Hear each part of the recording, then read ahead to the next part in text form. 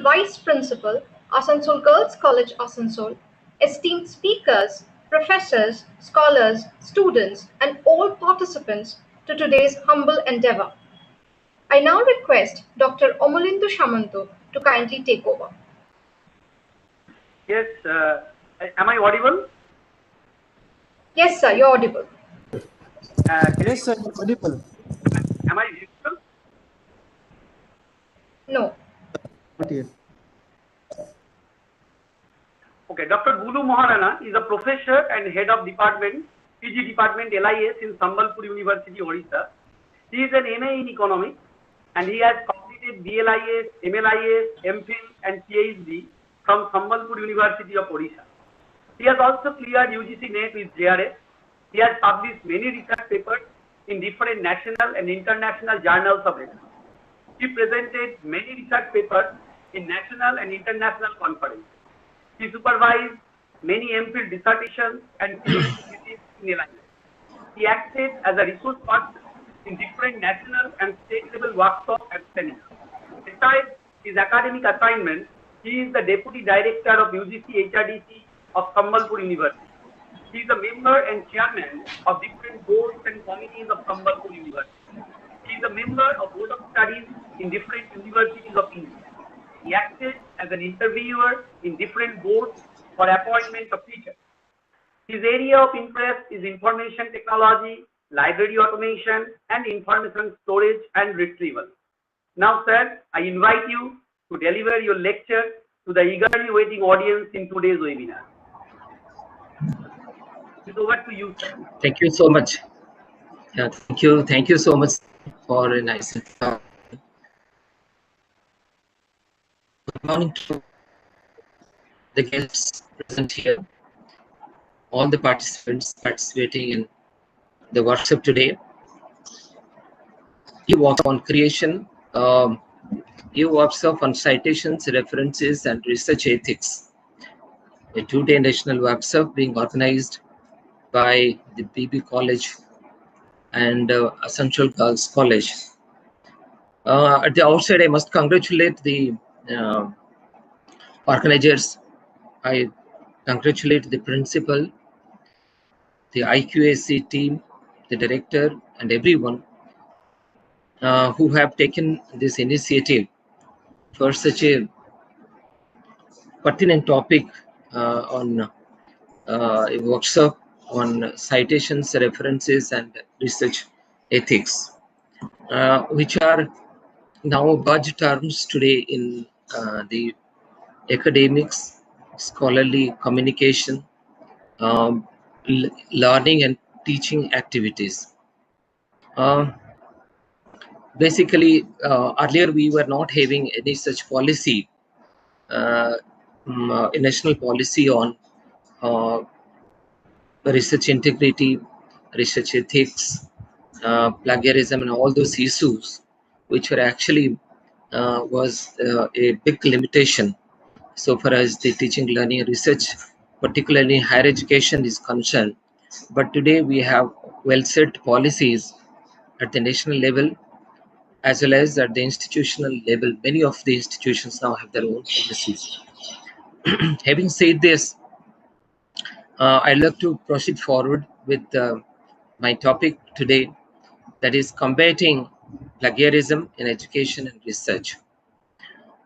We understand what plagiarism is by now because there has been a lot of initiatives that have been taken at our own local level, college level, and everywhere. Find such workshops, seminars, webinars, and all sorts of activities and orienting the academia to this particular issue is being carried out. So we are now to some extent been exposed to the terms, and we have an understanding of these issues. And today we will be talking about as to how we are going to actually minimize the incidence of plagiarism, dishonest practices, and unethical practices in our teaching and research. I'll share my PPT now.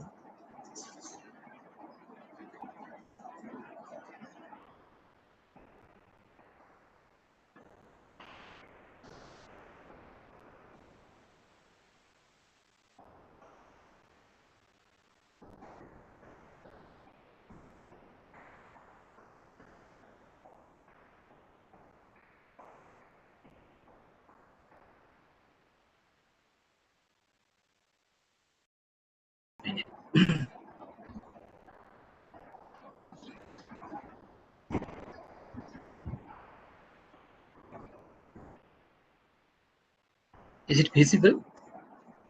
Is it visible? My PPT is visible?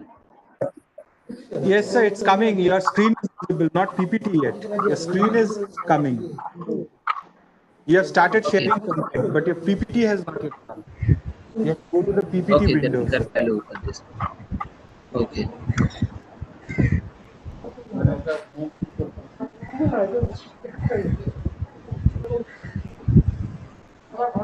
Desktop पे थिला ना? हाँ? अरे desktop पर पड़ा हुआ है.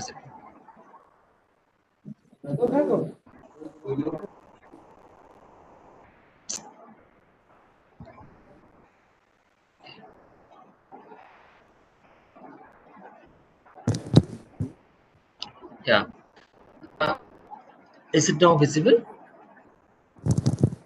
Sir, the screen, but it should come. Okay. Yeah. It's blank yet. It's still blank, sir. This But you have is shared your screen. I think the internet is a bit slow. Therefore, for your side, from it should come within some time.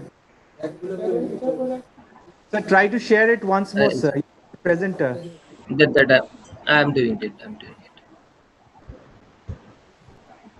Said that there are two ways of doing it. Yes. If you acknowledge me, if you attribute me, you can do it free of cost. And if you want to accredit your name, or you have to take the name, your name with it, then you'll have to pay for it. So the first kind of thing which was referring to is called violation of the first thing, that without the permission and without giving proper accreditation, proper acknowledgement and attribution to the author is a form of plagiarism. There are various types of plagiarism that we can find. There are direct plagiarism, where that someone else's work is taken as it is without attribution, without quotation marks, and put it and pretends to be the original work of the author. That is a direct kind of plagiarism. Mosaic plagiarism, that borrowed without using quotation marks or find synonyms, and a little bit of change and paraphrasing is done, and mostly the same text is presented. The general structure remains the same. Then it is a kind of mosaic plagiarism. Then self-plagiarism, which is now UGC has released its guidelines on self-plagiarism. Self-plagiarism occurs when a student submits his or own previous work. Many a times we find that people take it that I can use my work as many times as I want, but that is not permissible. That is a self-plagiarism. You cannot use the same text, same or writing again for various purposes. So using your own previous work or mixes part of the previous work is also a kind of plagiarism known as self-plagiarism. Then accidental plagiarism, which to cite their sources or misquotes their sources, or maybe, or unintentionally paraphrases. So this is an accidental plagiarism. Sometimes we forget to accredit or acknowledge the source from where we have taken this. So this may lead to the accidental plagiarism. Global plagiarisms, the work is produced as it is 100% just by changing the name of the author, name of the creator is a global plagiarism. Verbatim plagiarism, a part of the work is produced as it is. Incorrect citation is a type of plagiarism. If you are citing at the wrong source, or you are citing wrongly with some elements representing wrongly, then it is also incorrect citation leading to plagiarism. So the plagiarism has been acute, and the issue has been so important and such a bold issue because developments of the technology. Because earlier it was not so easy to reproduce your work. So earlier, the researchers who were in the need of referring to multiple sources of information for literature review, for collecting the data, for writing papers, for summarizing the works, for guiding the methodology that will follow in their research. They were um, they were referring to the previous research which has already been published. So in that is the only thing they could do is they notebooks, which is very difficult. So we can note down everything in a source. It's difficult to reproduce and copy. Then comes the Xerox, actually where we can take a image of that and reproduce another copy of that as it is. And gradually there is a development, and the development in this field was in peak in the end part of 1990s, and when the internet came into being, and the devices attached to internet were very fast in copying through various input mediums, including the scanners, digital photo, digital cameras, even the handheld devices like the pen scanners and all those things that we can scan it immediately and capture the data. So that created the issue even more prominent. But the plagiarism is not the same in all cultures. Sometimes we feel that plagiarism, this kind of reproducing something, reproducing a text, reproducing a piece of text, reproducing a quotation, reproducing a sloka, reproducing something of this nature is not plagiarism. It is not an act of dishonesty. That is because of the culture that we have we have been groomed of. Like we have seen that in schools, if you don't remember the exact wording in the textbook, that your teacher is not going to give you full marks, because they say that you have not used the words used in the textbook, you have used your own, so that is why 2 marks are deducted. So this is how actually we developed into a culture that we started accepting something, accepting copying from a source is not a crime, or not something which is can be termed as an act of dishonesty. But in many other countries, they have made this the practice of copying and plagiarism and taking texts and other intellectual resources without attribution is to be an act of academic dishonesty. Many people think that the universal knowledge which is shared by the community is to be the property of the community. So therefore, a single individual cannot be given or cannot be given credit for that. So that is what the feeling of in some of the part of the world, some of the countries. Likewise, memorizing what I said, memorizing and reproducing the same thing is not an act of dishonesty. That is what we believe. Likewise, uh, there is another philosophy of banking model of education where it says that whatever the teacher says is a core of knowledge. That is what you need to believe, and that is what you need to remember, and that is what you need to disseminate. You cannot create your own. That is what some other cultures believe it. So, why is plagiarism? We don't all know that plagiarism, because of multiple reasons. People have their own reason, and they end up with some kind of a plagiarism act. And but most important reasons are the pressure to succeed. We are in a competitive world, and try to go ahead of our competitors, and for that we need a shortcut sometimes, and that is end up with plagiarism. Then the time limitation, the deadlines, will have to meet the deadlines. If you're not working hard, or if you're failing to make a plan out so that you can meet the deadlines, then you have always a pressure of meeting the deadlines, and because of that, end up with some shortcut method, and this plagiarism happens. Then fear of losing status. People who the big positions, they are expected to perform at a very higher level, and that is because of the pressure of the losing their status.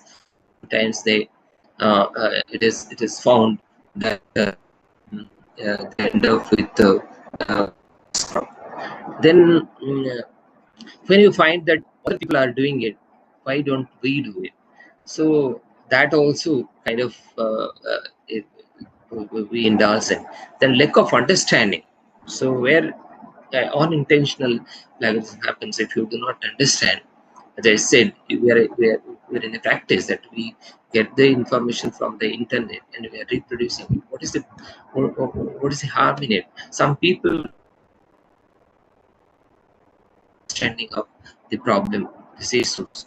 Then lack of institutional policy. In many cases, we find even today, many of the institutions, they have developed their own policy relating to academics, and research. So that is how we also sometimes face the problem. The most common types of plagiarism that we find. The clone, it's only copy and paste. Simply Control C and Control V. Take from one place and paste it as it is. We create a replica of someone else's words. Similarly, find and replace happened in the 3 years. You might have seen that the hero comes and make a change of a particular word there. So likewise, we can change the words and which was originally there, and we can give a word of our own. So there we're making it change and take. Remixing, piecing together significant portions of multiple sources and presenting as it is our own original idea.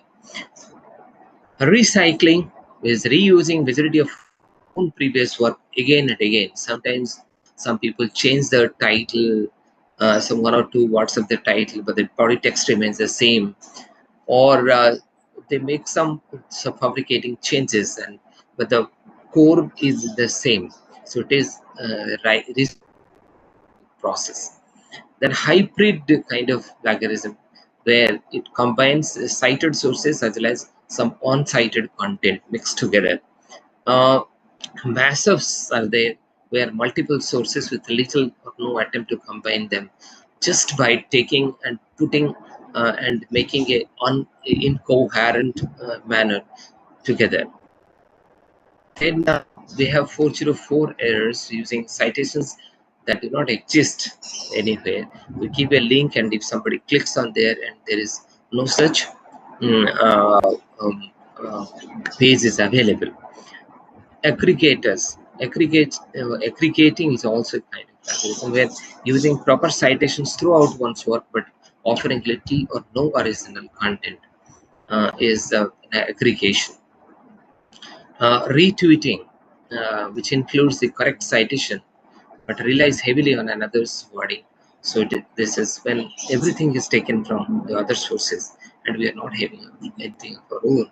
So that is also a kind of. We have seen situations like a ghost authorship. The authors are not available, ghost authorship. academic ghostwriting, we have seen there. Today you might have seen that there are many such fake agencies are there who are writing the students' assignments, including their master level dissertations and PhD thesis and all that, on behalf of the scholar. So somebody else is writing. So here his name is not reflected. He is a ghostwriter. So similarly, the professional ghostwriting also happens when people, like big people or celebrities, are bringing out their own biographies.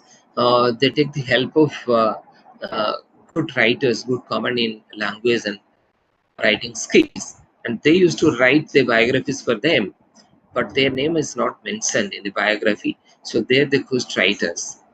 Uh, Likewise, there are conflict of interest is there when you are writing that because of some my institution, if there is some institution, a positive or negative way it is influenced, then there is a conflict of interest. Then acknowledgements of one where we have taken the ideas, where we have taken the guidelines for doing that research and writing papers. The acknowledgement is very important. And the plagiarism of ideas, what basically nowadays we are talking about the plagiarism of words, text, but the ideas also could be plagiarized. So the plagiarism of ideas is also is very important. But not everything is a unlawful practice. The lawful practice is quoting, paraphrasing, and summarization.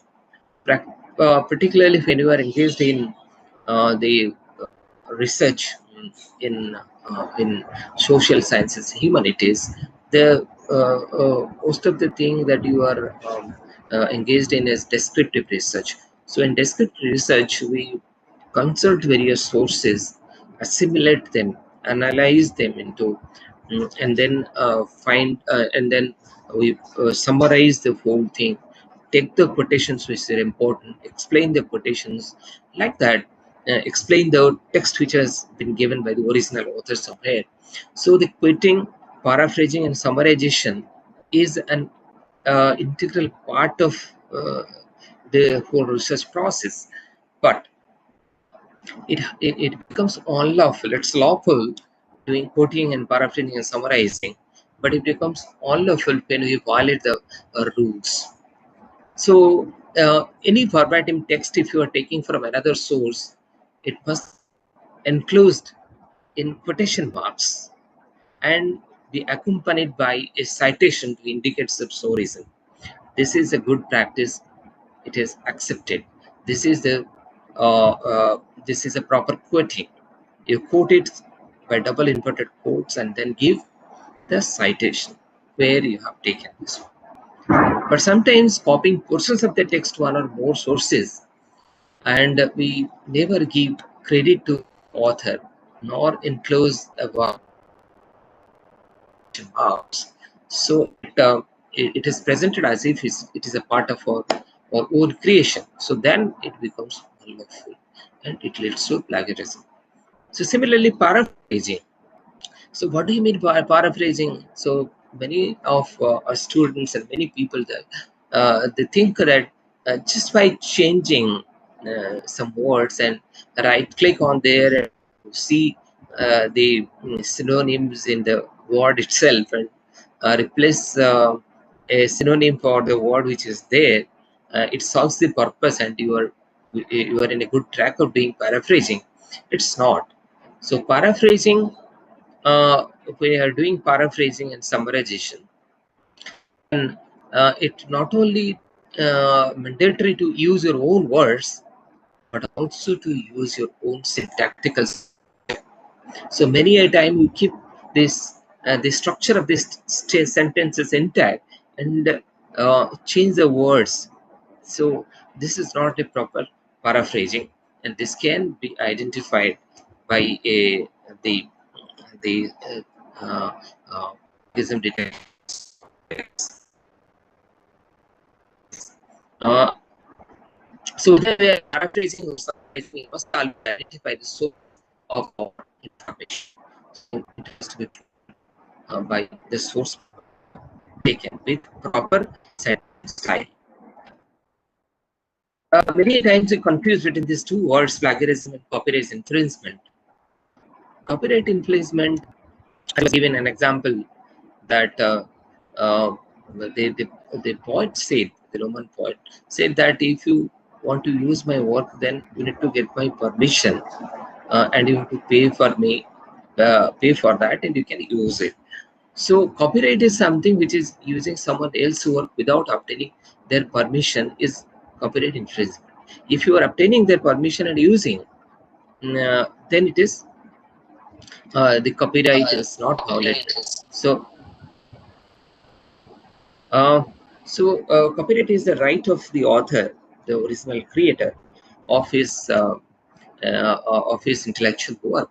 So when you are reproducing part of the whole thing, you are using it commercial or non-commercial purposes, accepting what is known as the fair use, then you must have to obtain the permission if it's copyrighted. But plagiarism is something which we are using the text, you are using the somebody else's work without attribution, without acknowledgement, and you are using it as it is. If it is your own, then it is plagiarism. Do I need to cite everything? Students ask. Yes, we need to cite everything except our own words or common knowledge. Common knowledge that we understand, that which is commonly in practice. If you say the sun rises in the east, so you need not have to cite somebody. It is commonly used, and UGC has very categorically defined in the writing of the thesis at master and PhD level and MPhil and PhD level, what are the common knowledge? It has been categorically defined. And for those like formulas, for formulas are the common knowledge, there you need not have to cite anybody. So common knowledge need not be cited, and your own words need not be cited, but rest of the things you need to cite it, even though you quote it and paraphrase it. Okay, the technology has given us the opportunity. Technology has enabled us to find. Earlier, it was not possible to find. It was not possible even to copy, and similarly, it is not possible to even to detect it. But today, it is like the technology has given the plagiarism detection software. It's like a two-edged sword, a sword having edges both the sides. So you can. It is very easy to actually copy and paste Control C and V and take this text from various sources. And similarly, it is also easy to detect the cases of unlawful copying. So it is a two-edged sword, we can say. So there are a number of such tools are available freely online. The students who are working on small projects and they basically depend on the online sources for consultation, they can use it. Uh, um, and any of them, they for their purpose. At least they be guided with the norms of the text copying and plagiarism, so that they'll be keep on practicing it. Uh, and there are many paid softwares also there. In our country, we have these two plagiarism detection softwares. We have Turnitin, we have Urkund, and many people are using Turnitin, and Urkund is given access through the InflipNet to all the universities and affiliated colleges in India. So any PDS you talk about the plagiarism detection software, they are based on some principles, some common principles. Like what they do is they make a comparison of the text that you have written or the text that you are placing it for a comparison with the database they maintain of all published literature. So it depends upon the size of the data they have already in their corpus. to match with. So that actually gets the ranking of this PDS tools. So there they make a comparison of your text with the text which are already available in their corpus database. So then text to text matching, document to document matching, then it creates reports on the basis of the matching. What is the similarity index that you have? Then the reports can be downloaded. You can share the document. You can make grammar checks in many of the plagiarism detection tools. You find the grammar check facilities also there. Then you can exclude non-plagiarism matches. Many a times we find that which are very common, like the name of the universities. There are some common texts like acknowledging somebody, something like that, which you think they're common. Then they even though then it shows that it is there is some similar contents are available. Then you can exclude, then identify sources of similarity, where from it has come. Include institutional policies into it by customizing the program as per your policy of the institute. Then it can integrate the learning management system so that the whole thing work together. The teachers they give assignments to students, students submit their assignments. So and while submission, it automatically takes the check and then produces the report, and all those things happen in the LMS is integrated. Then integrates a feedback mechanism. Once it is submitted, the teacher can give his own remarks to it and can feedback and corrections to be made, and all those things they can incorporate and can send it back to the scholar, the students. Then maintain confidentiality. Here, it maintains the confidentiality. It cannot be made public unless and until finally agreed to. So this is an example. This is how the report looks like. It gives you what is the percentage of the similarity of your work with the uh, available corpus of the system, and it shows the sources from where it has come. Like 12% from internal sources, 9% publications, 10% student papers we have, which have deposited in the same institute or other institutes. Now coming over to our own country, what are the policies that we have? Until 2018, we are not having a written policy of this purpose. And in July 2018, the Universities Grants Commission introduced a policy of academic integrity as promotion of academic integrity and prevention of plagiarism in higher educational institutions, regulations 2018. So this is basically meant for the master research level students who are submitting their academic works in the form of theses, dissertations, and publication of research papers, chapters in books, etc. So for them, this is applicable.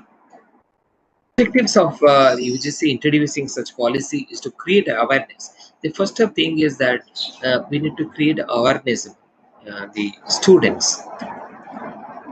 Even postgraduate students now, many of them are not aware about the fact that what is plagiarism, how we end up with plagiarism act. They are not having any awareness about. So the first thing is, the first objective is to make the students, teaching faculty, and everyone who is associated with the academic discourse is need to be aware about. And then prevention of plagiarism in academic writing, and to establish systems uh, uh, through which we can facilitate responsible academic conduct, and to establish systems to detect plagiarism. So this is the four basic objectives for which UGC actually proposed this regulation. Uh, so there are guidelines in the UGC Act that every higher education institution shall instruct the students, its faculty members, researchers, and staff about proper attribution, how it can be properly attributed, taking proper citation styles and the required elements in citation. So, and HEA also conducts sensitization seminars, awareness programs like this. Then inclusive, so which is very important part of. So when there is a component of research is included at the master level and MPhil level and PhD is a full so in that case the curriculum itself need to have the plagiarism issues, what is the publication ethics, research ethics, and plagiarism detection tools, idea about plagiarism detection tools, and all those things should be included in the curriculum itself. So the students would learn systematically about this. And how to curb the plagiarism, how to reduce and how to do away with the plagiarism in higher education institution from teaching, from education research. Uh, the HEA should declare and implement a system like that. Nowadays, it is mandatory uh, for the institutions to have the plagiarism detection tools, either one that for your policy that you will have to use a plagiarism detection tool. You will have to inform, the institution informs everyone in the community that we have this software in place, and anybody depositing their academic work of any form should be should check for their similarity report. Then the mechanisms are made accessible to all engaged in the research work. So it is not like it is. So when in the many of the universities, only few people are given access to these tools. So the students are not given. So therefore, what happens is when a full thesis is ready of 300 to 350 pages, then the student comes with the whole thesis to his uh, supervisor and says ask him, requests him for the mechanism test, and if there is anything beyond the limit similarity comes, then this becomes panic because already you are going to meet the last date. So if you start in doing it, checking it, if you have access to student access is given, then from the beginning itself the students will start checking it. So therefore, the end we need not have to worry about. Then every student at thesis and dissertation should submit an undertaking writing that the content is free from plagiarism. Then every institution has to develop a policy on plagiarism of their own. So many autonomous institutions in the country, they have their own plagiarism policy, but the universities and the colleges under affiliated to universities and under the control of UGC are following the UGC policy for that purpose. Each supervisor shall have to submit a certificate and the thesis soon after it is awarded has to be submitted to the inflated repository of South Ganga repository of thesis, and also institutions can create their own institutional repository of thesis. Many of the institutions are doing it at the local level. They have their own thesis repositories. There also one can deposit it. What is not plagiarism? Plagiarism excludes the quoted words reproduced with all necessary permission with double quotes and proper attribution, as I said. Then this is as per the UGC norms. All references, bibliographies, table of content, preface, and acknowledgement. These are also bibliography is excluded, table of content, acknowledgement, and preface, and the references. This has to be excluded. So by default, we'll have to actually make a default setting where while you are using the plagiarism detection software, then according to the policy that we follow from UGC. All generic terms, laws, standard symbols, and standard equations are also excluded from this plagiarism. Similarity. Even if there is similarity, it can be excluded. It is not a case of plagiarism. Then the common knowledge or common or words consecutively occurring less than 14 words. So if there are more than 14 words, consecutive occurrence of words, then it's a case of plagiarism. It is expected that each research scholar or student carries out the research should have original ideas, which shall include the abstract, summary, hypothesis, observation, results, conclusions, and recommendations of his own research, which are actually the display the originality of the research that the scholar has taken. These are the different levels of plagiarism as per the guidelines of UGC 2018. There are four levels of plagiarism which has been indicated: level 1, 2, and 3. Level 0 is the level where we are expected to operate. That is, the similarity level should be up to 10%. So if it is 10 or less than 10, there is no penalty, whether it is your thesis or it is academic research. Then again, the level 1, it is from 40%, more than 10 and 40, less than 40%. So here the penalty is a revised submission within 6 months. The scholar is asked to submit it again in 6 months. And in case of research publications, the manuscript to withdraw if it is more than 10%. Then level 2 is 40 to 60%. The scholar is debarred revised submission for 1 year. Only after 1 year he can resubmit it. And for research publications, the manuscripts are withdrawn, and the person concerned is denied 1 annual increment. If he is a supervisor, he is not allowed to supervise research work for 2 years. Then the level 3, which is even more serious in nature, which is above 60%. The registration, then the manuscript, in case of the publication, withdrawn, denied 2 successive annual increments in the institute, and he is not allowed to supervise the research work for 3 years. So these are the penalty provisions that we have. Then each in order to execute the provisions laid down in the UGC regulation on plagiarism, the different bodies has to be constituted at the institution.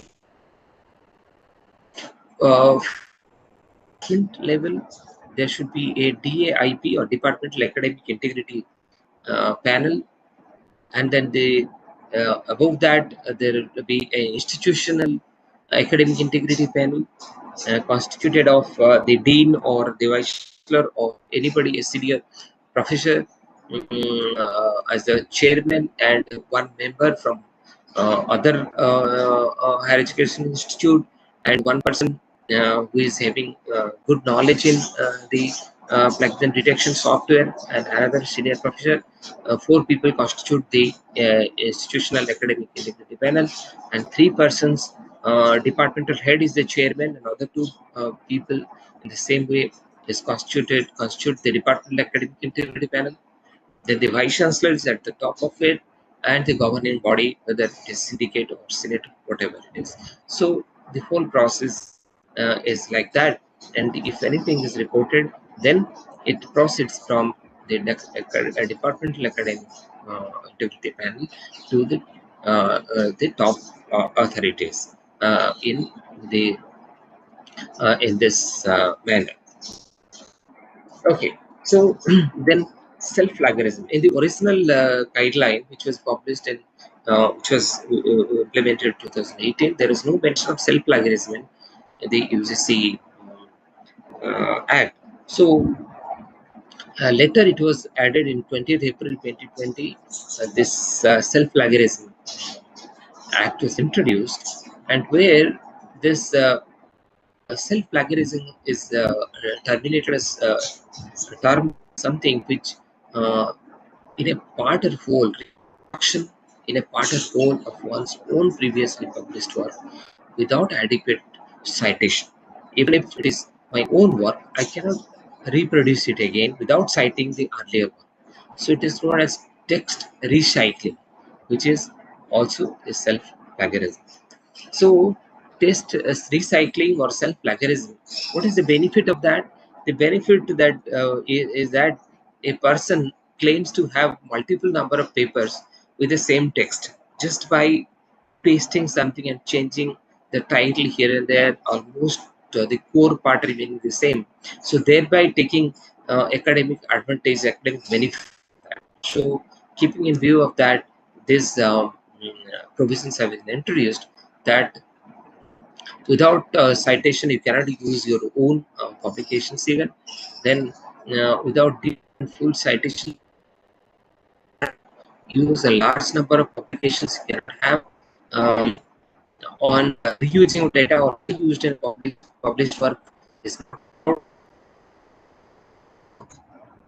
into small sections, publishing without due and full citation to the earlier not allowed. Then paraphrasing one's own previous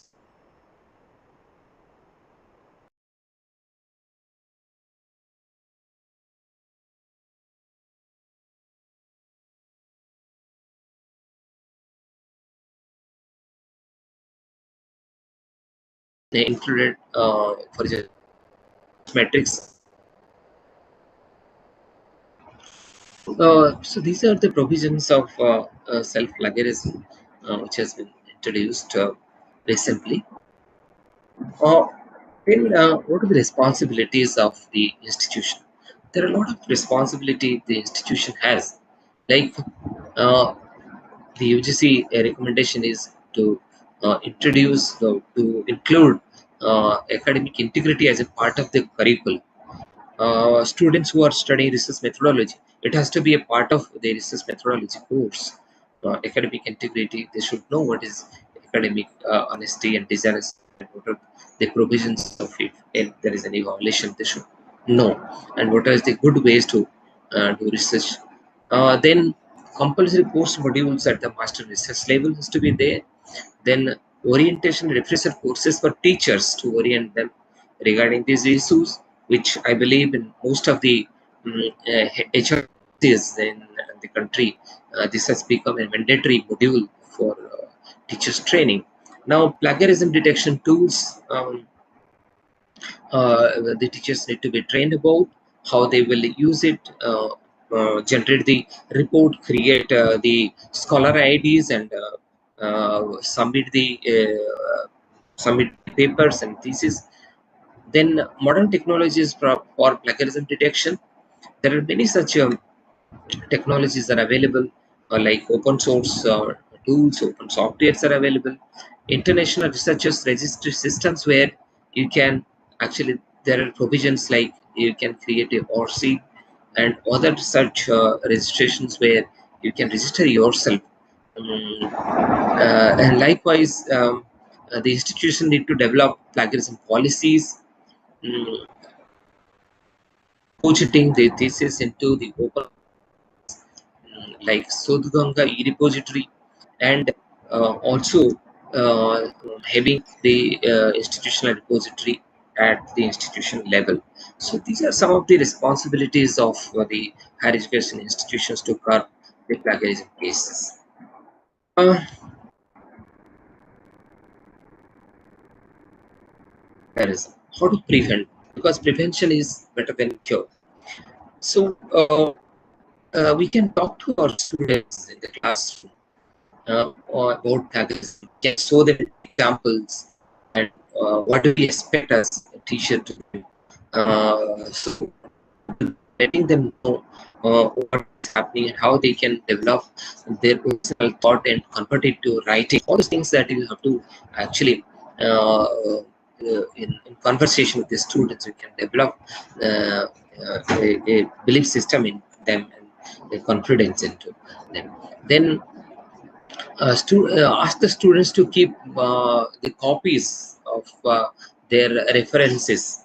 If they are submitting you an assignment and giving your references and all those things and the reference aids, then ask them to sometimes to cross check, ask them to give the reference material also from here they have, so that you will find that whether they are really taken the things from there or they are misquoting or what they are doing it. Then break down larger projects into micro assignments. Sometimes we are giving a assignment which is very big, as I said.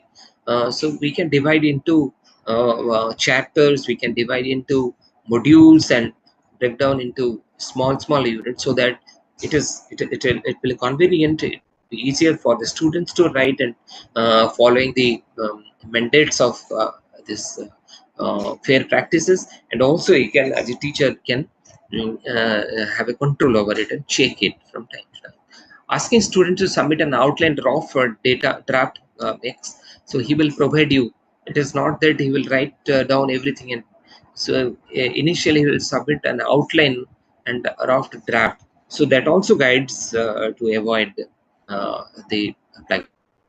Then ask them to use the recent sources, because recent sources are not available in the publishers sites or somewhere.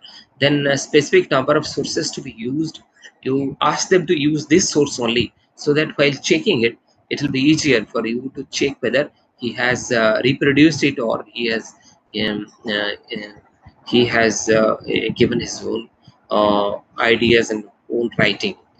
Don't assign the same project every year. If the same projects are assigned every year, then there will be a tendency for reproducing the same work just by changing the name. So submit their assignments to the repository. That also will reduce it, because once they know that their assignment is going to be submitted on an online platform, so they will be careful and warn them from time to time harsh punishments, um, like their rejections of submission and all that, so that they will be careful. Then creative words, not repetitive. Assign them creative words. So nowadays you might have seen that many of the universities are conducting online examination. So in the online examination, you are asked a question, you supply the question in online mode, either through the email or any other thing. So and the students need to write their answers at home. So and in that case they are consulting various sources. So in that case we are actually be careful about giving them questions, analytical questions, which they cannot actually copy verbatims from the text and write the answer. So likewise, you give such kind of questions where there are chances of copying is less. Appropriate citation guides, we have to train them, which are the appropriate like APA, MLA, or many other citation styles are there. Then use technology in writing sharing. There are wonderful technologies where you can write and share simultaneously. Like your student is writing something and asks him to write using this Google Doc platform. So if he's doing it, then he can share even online. You can check what he is doing from a day-to-day basis, even hour-to-hour basis. So you can have a control, and you can actually see that that he's adding his own original text to it. So I think this much I wanted actually to discuss. So my basic purpose of how we need to be careful at the higher education institutions to reduce the incidences of plagiarism, so that we can practice the honest practices in teaching and research. Thank you so much. Thank you, sir, very much, sir. It was a really very enlightening talk today, sir, from you. And about plagiarism, as it was expected, sir, there are several questions which are coming over here. The Yeah, first sure. one I'll is be happy to. the first one is from Dr. Shungita Lahiri. She's asking, under what conditions can an author use some part of his/her previous published research article in his/her next research articles?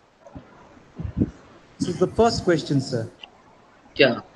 Actually, when you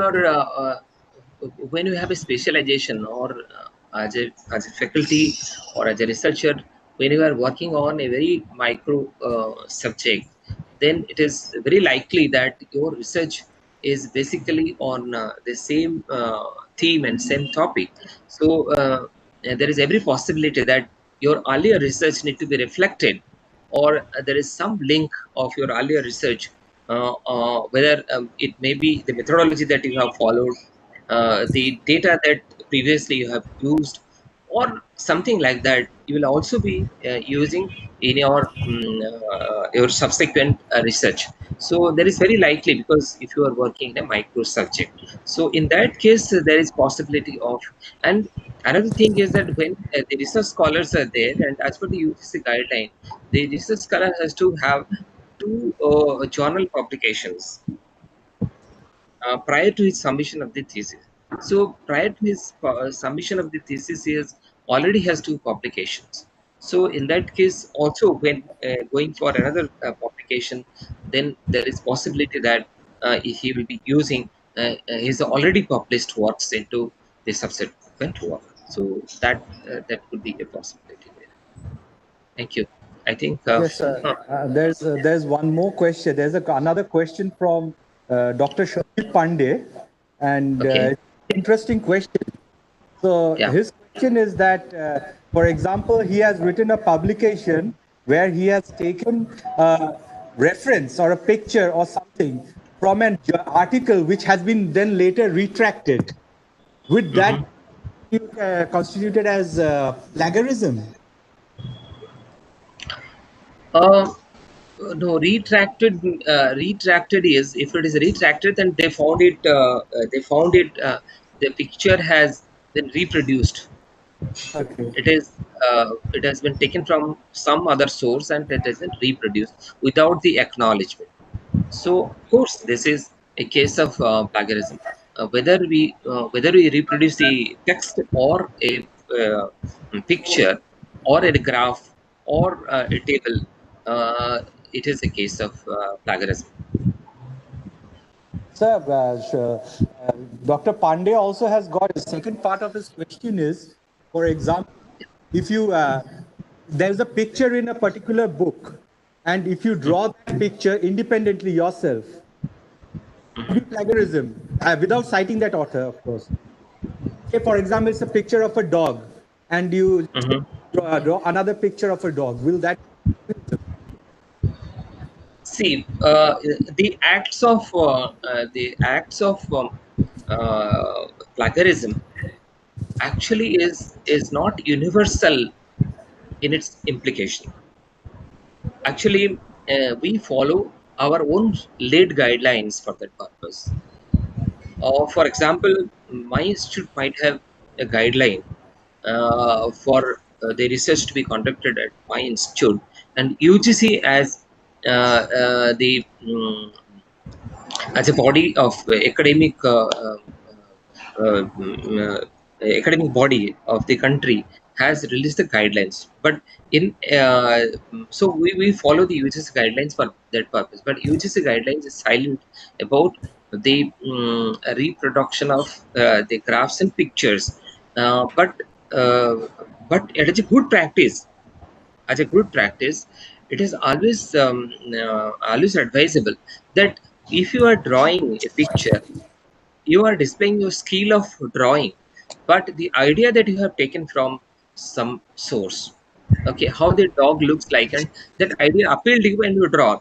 So the skill is yours, but the idea you have borrowed it from somewhere, so it has to be cited as a good practice, even though you are not having at present you are not having any guideline for the this picture reproduction.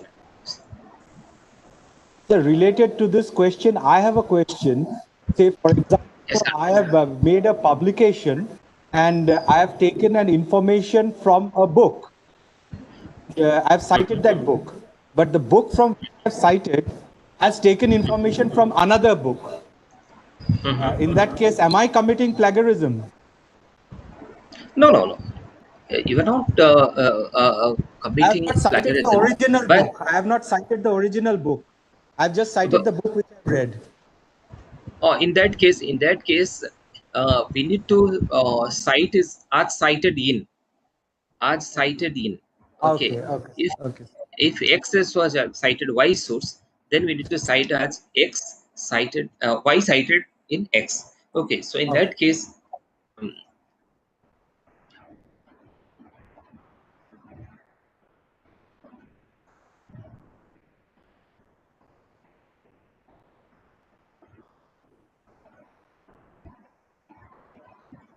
Hello, sir. Are you there?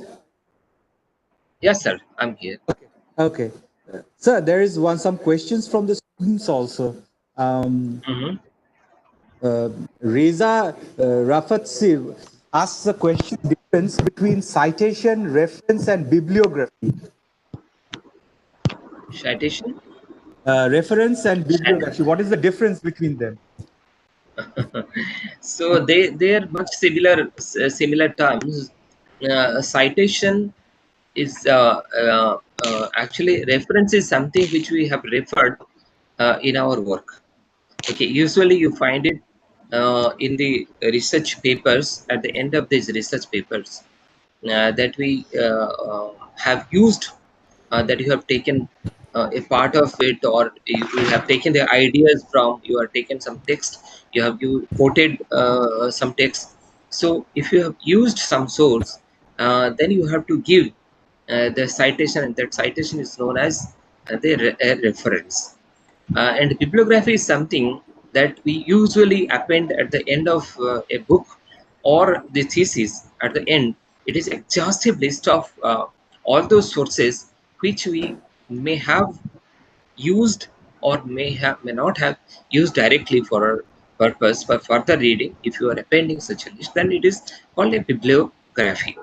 And citation is used as a technical thing. Citation is something, uh, if somebody's X work has been used by Y and has given under reference of his publication, then X is cited by Y. So that is what we say. And the citation counts for determining the research impact of the journals and the individual researchers. So there is no much kind of this thing. So basically, these are the differences in meaning between these three: references, citations, and bibliography. I think I'm clear. Mhm. Yes, sir, you're clear, sir. Last one question from a student. Abdullah Okay, sir. Tiwari. Yeah. His question is, he writes, when I read a book or article and write in my paper, change some words, is this countable as plagiarism? Flip. What is that? What he does when he is writing? I didn't get it, sir. Sorry. Okay. See, he said when he reads a book or article, and perhaps he Okay. uses this information in his paper, and what he does is that he Okay. changes some words, and maybe he doesn't Uh, refer to this person. He just changes the words. Is that plagiarism? He's okay. asking. Yes, yes, that's what I was saying actually in my presentation. This is something called paraphrasing.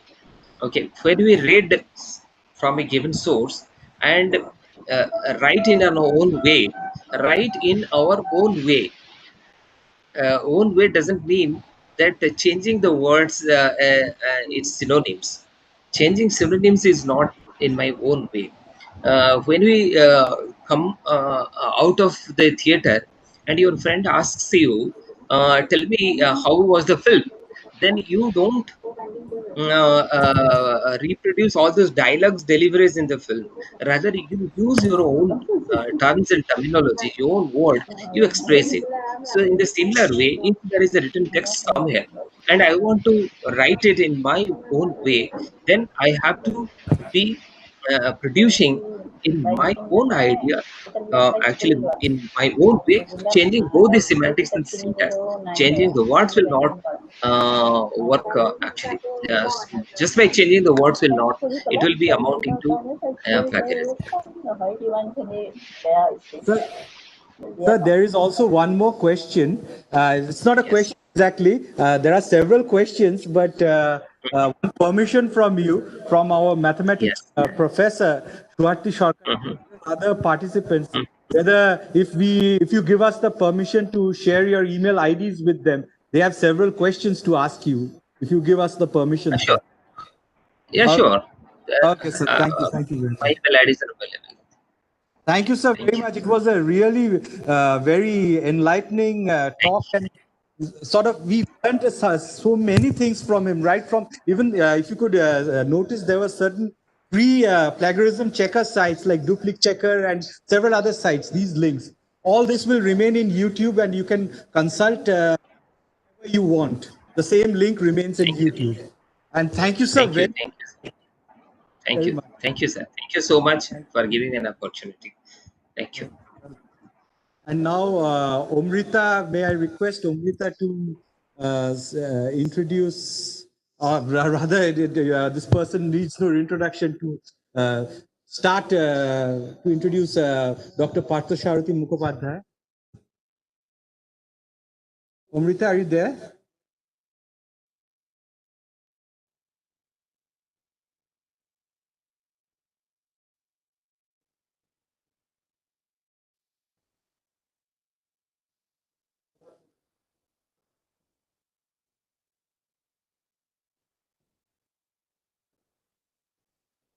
Or suppose maybe for some technical reasons, we are unable to get Omrita on the internet connection. So, Doctor, I would like to introduce our speaker, Dr. Parthasarathi Mukhopadhyay.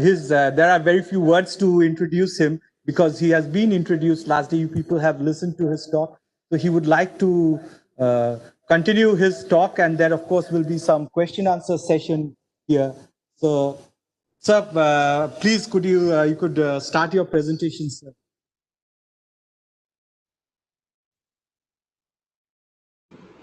Okay, I hope you are getting my voice. Yes, sir. Someone please. Yes, sir. Okay. Okay, I'm Yes, audible. sir. So now the first thing we teachers have now somehow somehow like that orchestra party now. Now we are checking AV first okay, before communicating any kind of knowledge. Anyway. I was listening to the. I'm getting some noise from your end. Please stop that. Now, and you please report if I am not clear at any part of my speech, so that I can again repeat that.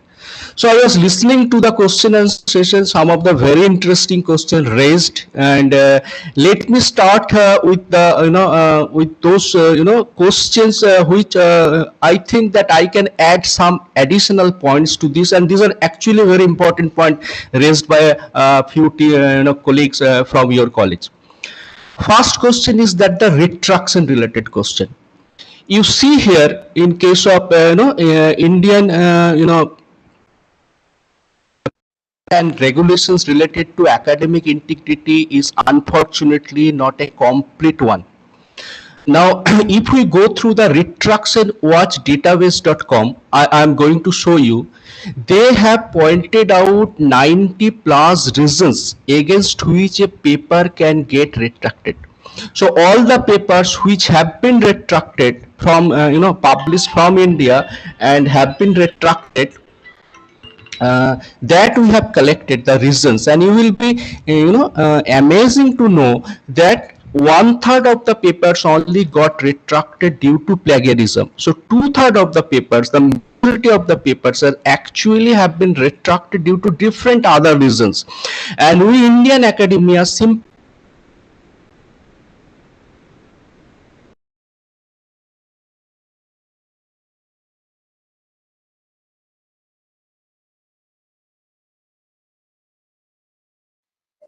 Hello, sir. You are not audible, sir. Hello.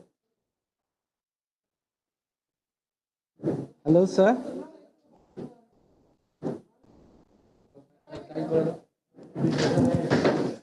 Yes, sir, you are not audible. We There is simply some do issues not know. some issues with the mic. Uh, that may be.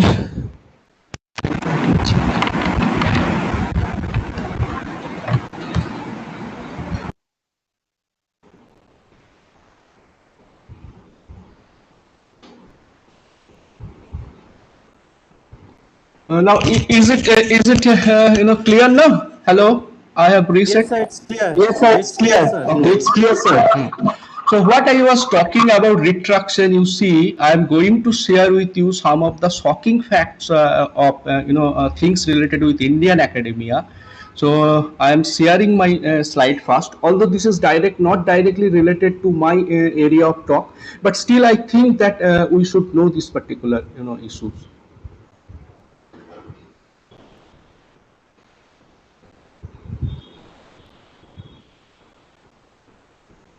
So please someone see my. Yes, sir. We can see it, sir.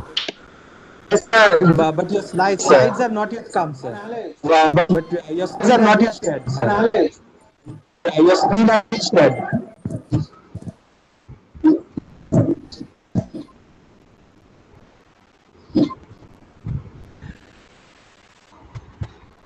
It will seconds. Okay, sir. Okay, sir. It should come soon, sir. It should come soon, sir. It has come, sir. Me, please.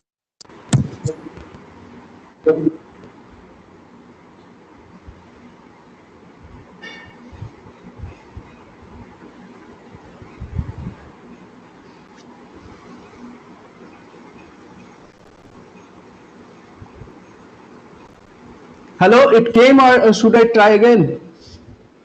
Sir, it's visible, Sir, it's sir. visible, sir. Okay, it's visible. It's visible.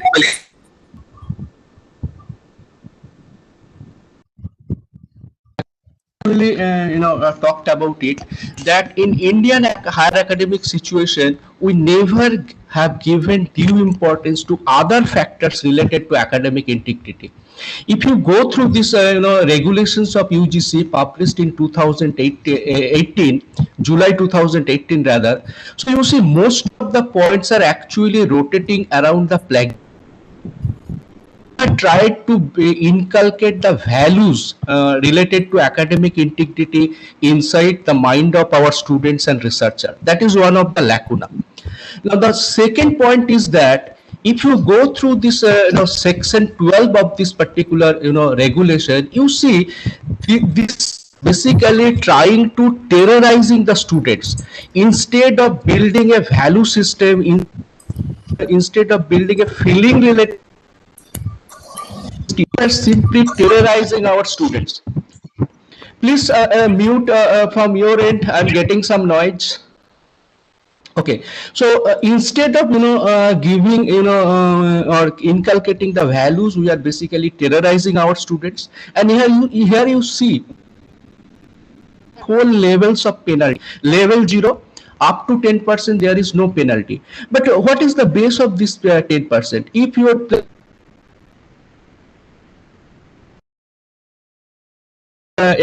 11%, you are liable to punish. So what is the research base for this 10% cut?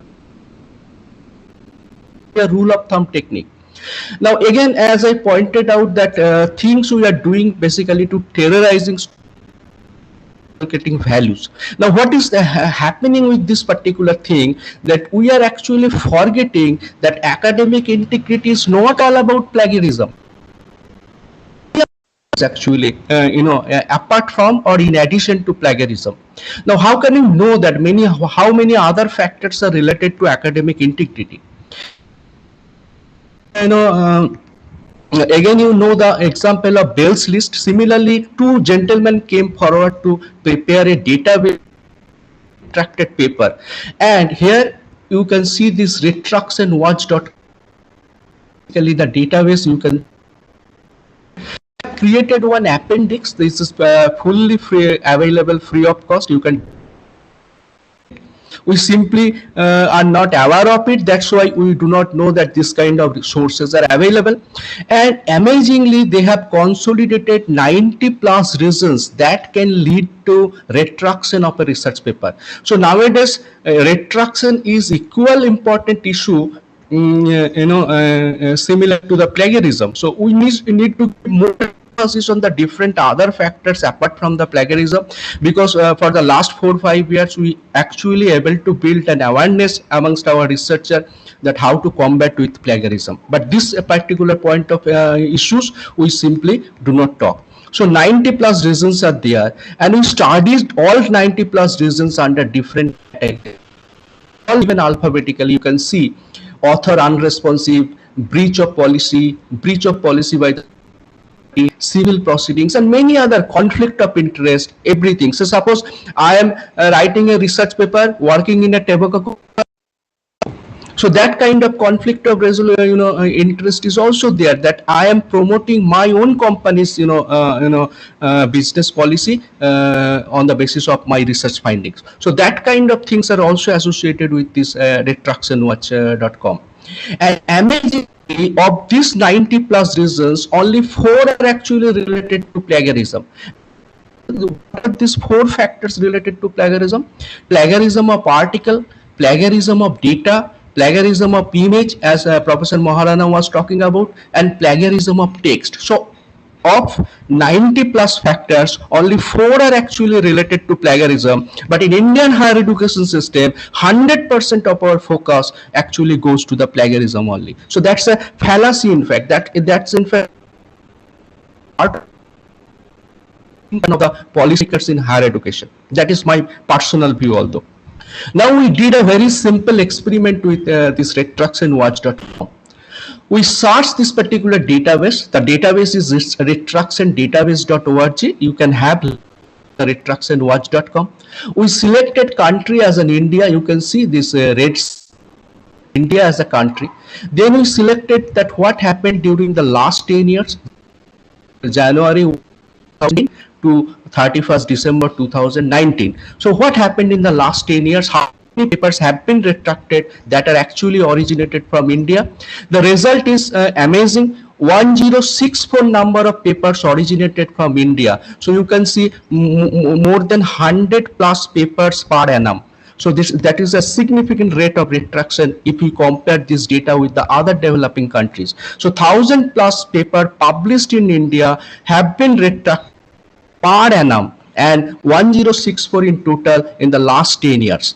So why this is happening? If we again analyze the reasons and causes, you will be amazed to know that only 1/3 of this paper actually retracted due to plagiarism.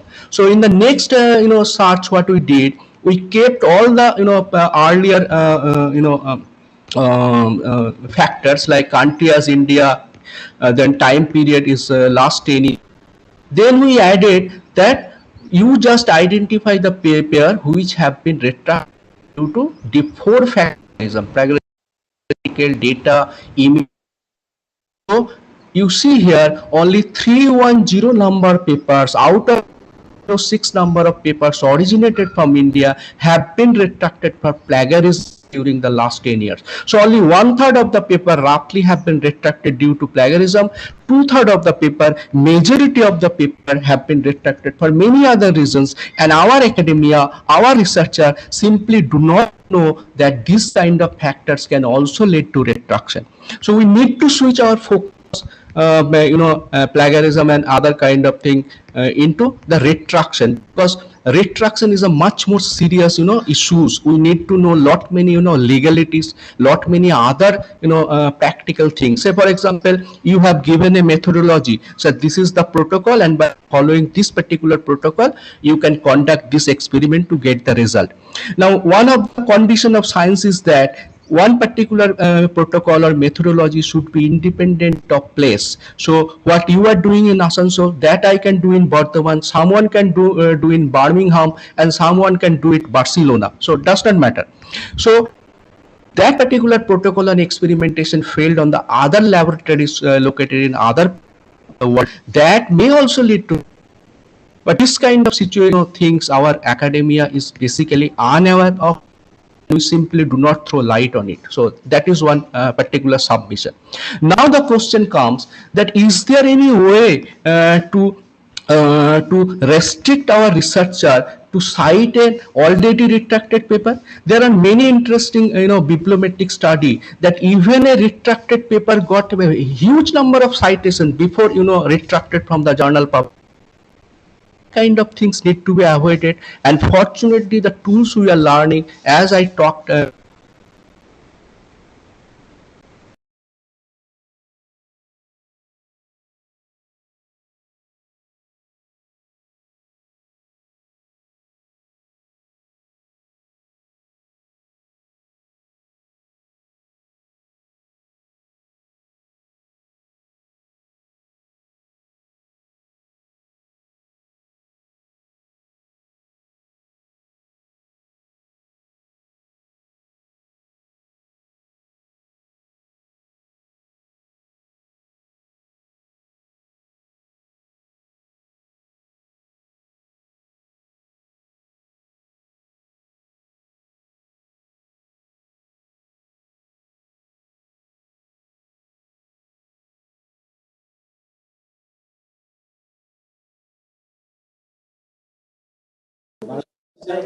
Hello, sir. Sorry to disturb, but you're not audible, sir.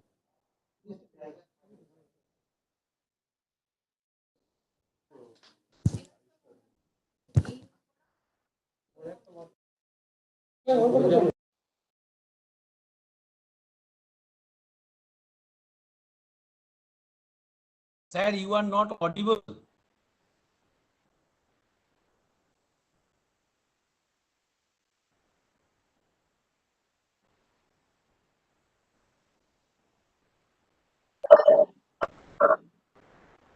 The screen is being shown, but we can't get any voice from your end.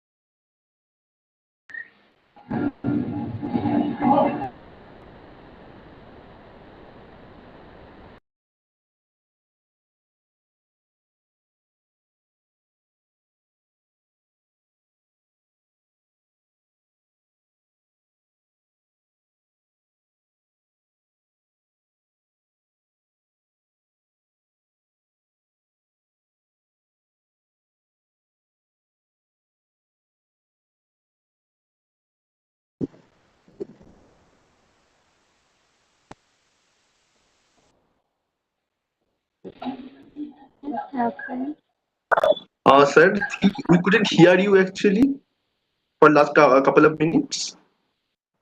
PSM sir, can you hear us?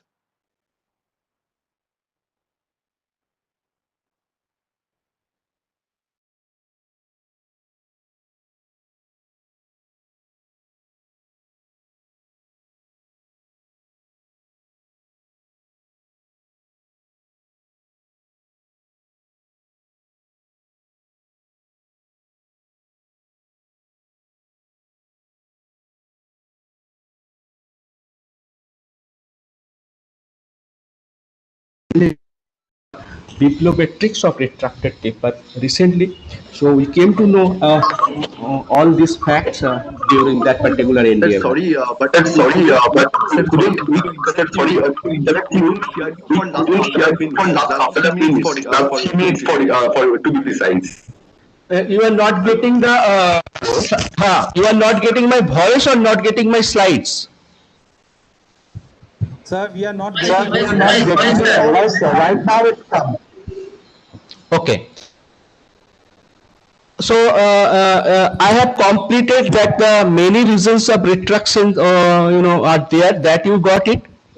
Retraction database, you got it. No sir. No, sir. No, No, no sir. sir. No No sir. sir, no sir, no sir, No no sir. sir, No no sir. sir. No sir. Okay, then let me repeat again.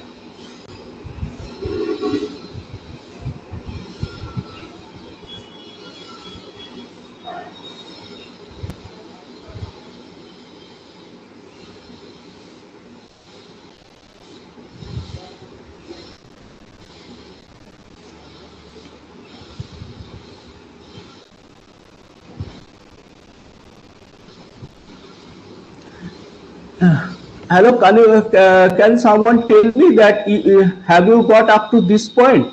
That retracts.com?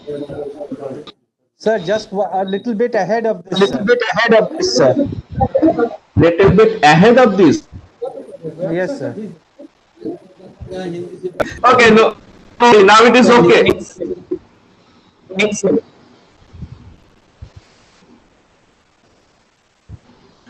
Okay, what Yes, I sir. tried to mean Yes, here. sir. It's okay now. No, sir. We have heard this part. We have heard this part. We have heard this part. We have heard this part. Later, sir. So once I can you tell me the last for retraction? Okay, fine. Okay, okay. So I'm starting right from here. Don't worry. It may be something maybe I'm repeating, but don't worry. Okay. So this is the what I say. Try to mute from your side. Okay.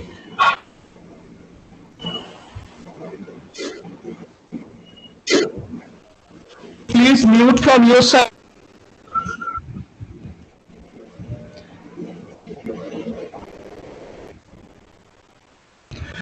You are getting my voice and slide both. Yes, sir. Yes, sir. Yes, sir. Yes, sir. Okay.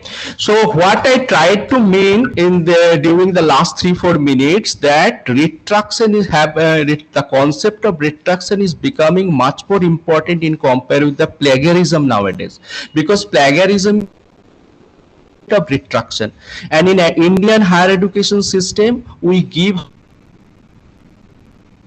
seem to neglect the other integrity. So there is a data sets. You can see the site address from the trucksandwatch.com. They have actually consolidated 90 plus reasons that can retraction of a research paper.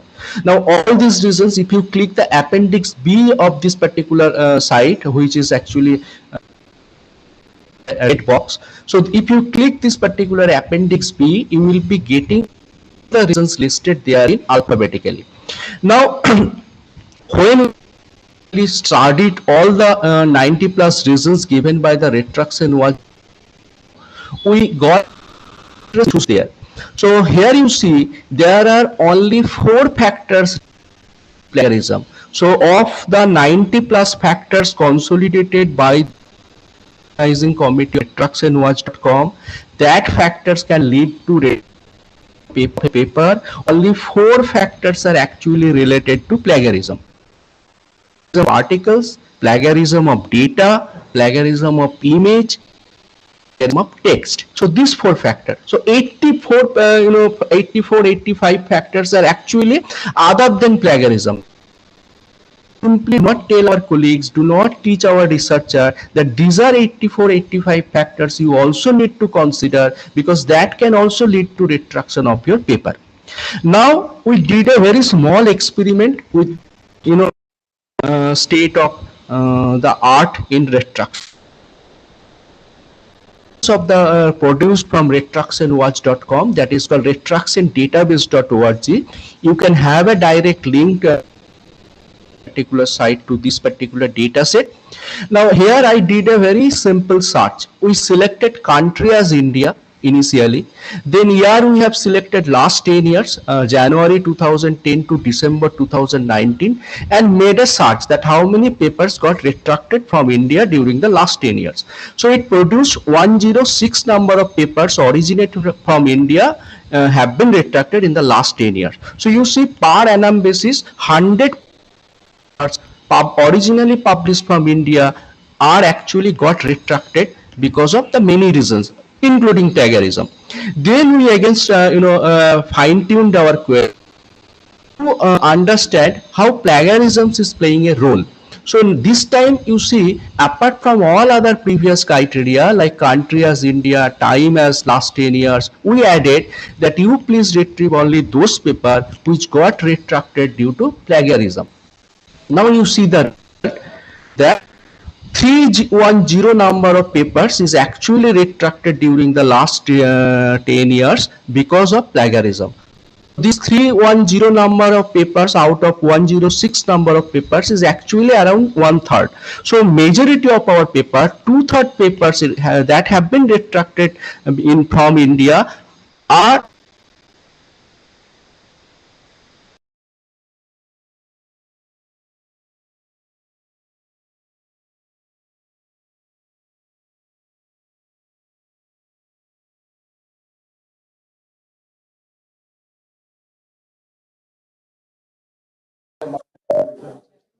Sir, you are not audible again, sir.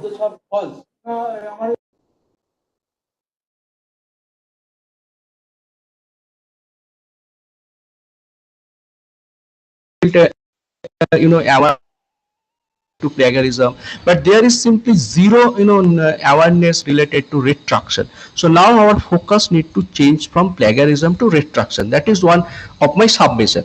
Now another thing is that how a particular researcher or academia can know automatically that which paper has got retracted, and because publication also that particular paper retracted from the journal. So how to know that, how to keep pace with the ongoing changes? So again my point is that nowadays you see nowadays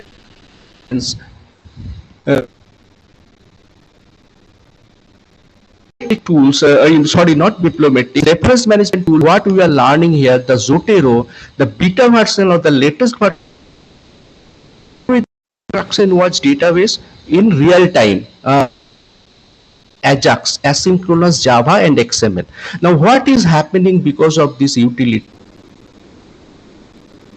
Or unintentionally, unknowingly included one of the paper, here you see one of the paper published from India got retracted, that I simply do not know. I added into on my database, and you see Zotero can produce an warning.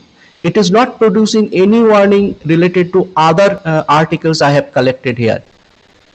Article, pathogen specific, etc. This article, it is saying this work has been retracted, an item in your database has been retracted.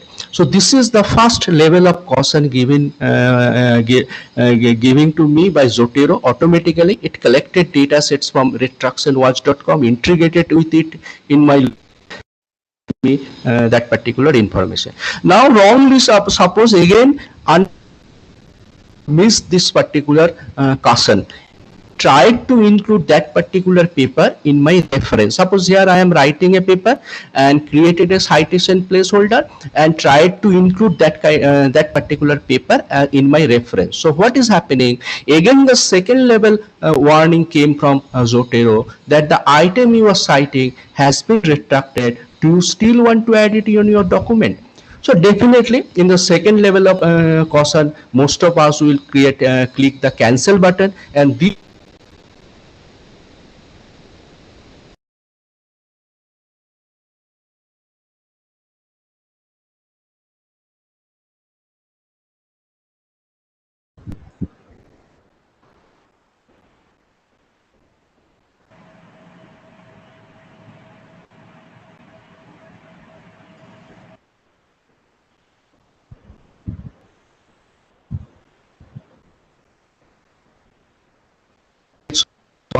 during our work related to the bibliometrics of the retracted papers, and we got very many interesting findings, but this is the general awareness related to the academic. I hope this time you got it. Okay.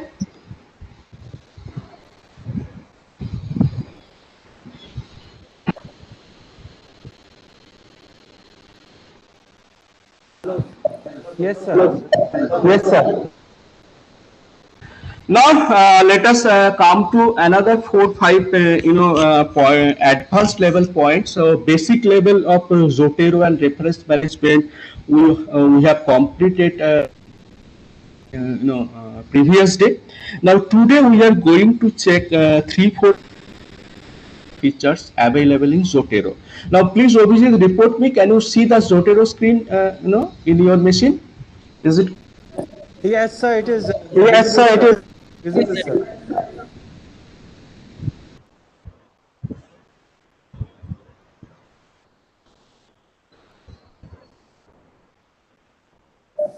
Sir, your Zotero screen is visible, sir.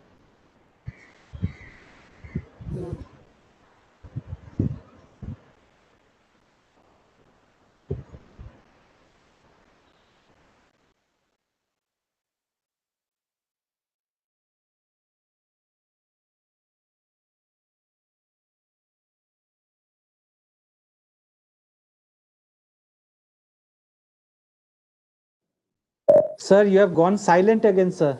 Your voice is not audible.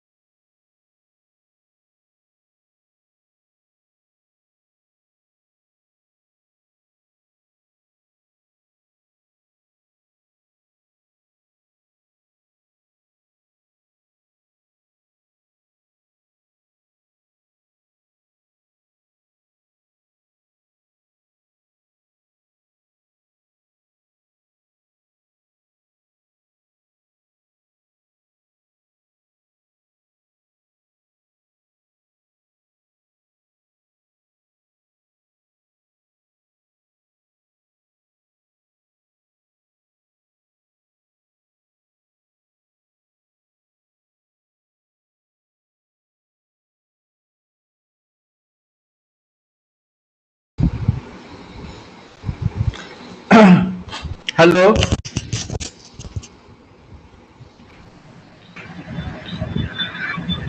Hello. Yes, sir. Yes, sir. Am I audible to you?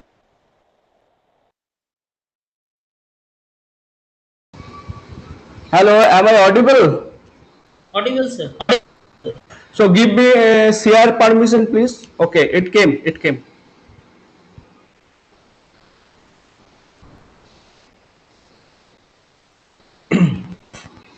So after sharing, please someone please Zotero screen here. Hello. Yes, sir. Your Yes, Zotero sir. screen is Yes, visible. Zotero screen is visible. Okay. So you see here that in the last day we created one collection called BBC AGC and collected a few references, and you know how to collect the references now. Now that one particular advanced feature of Zotero, that suppose you came to know about Zotero, starting with Zotero from today itself or from the last week. But before that, definitely you are having lot many important publications downloaded in PDF format in your local folder. So now question comes that I started working with Zotero, but I have PDF, during the last many years in the domain of my research activity. So what to do with that particular PDF? Again, I need to go to the online version of the paper and I need to collect the references, not at the advanced feature of Zotero, the first advanced feature what I am going to show you. So first, this particular just like you, in particular folder, I have also collected lot many published paper available in my area in PDF format. For example, this particular paper. This particular paper, this is not a say, so this is an article cataloging theory in search of graph theory, collected, downloaded from the journal portal, and now do I need to go again to the journal portal to collect online the references? I will not do that. What I will do, I minimize the folder in which my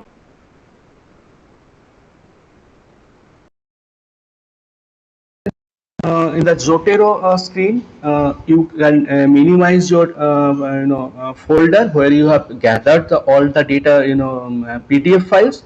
Now from here, I simply this particular paper. What I will do, I simply drag this paper from here to here. What happens? You see this for what happens?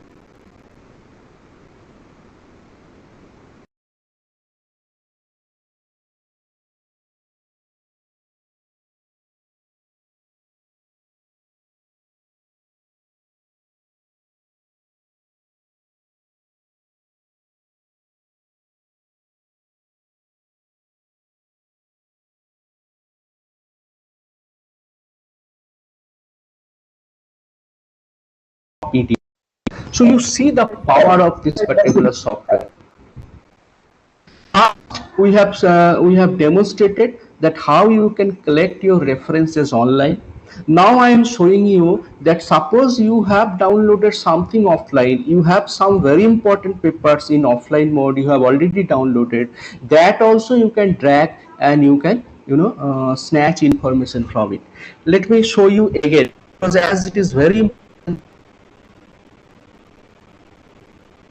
from my paper. So move item trace. Now again back to one.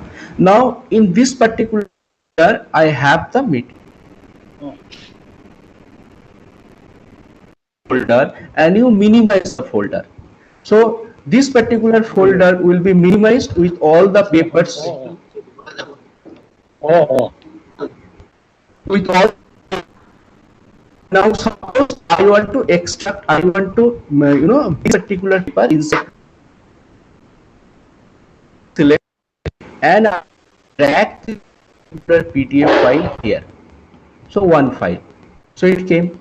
Now if it is another particular paper, suppose I am dragging another particular paper.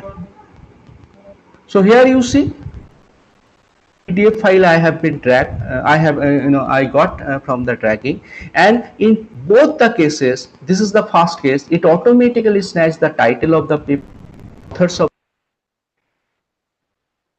that is the title of the journal, volume, issue, and so on, DOI number.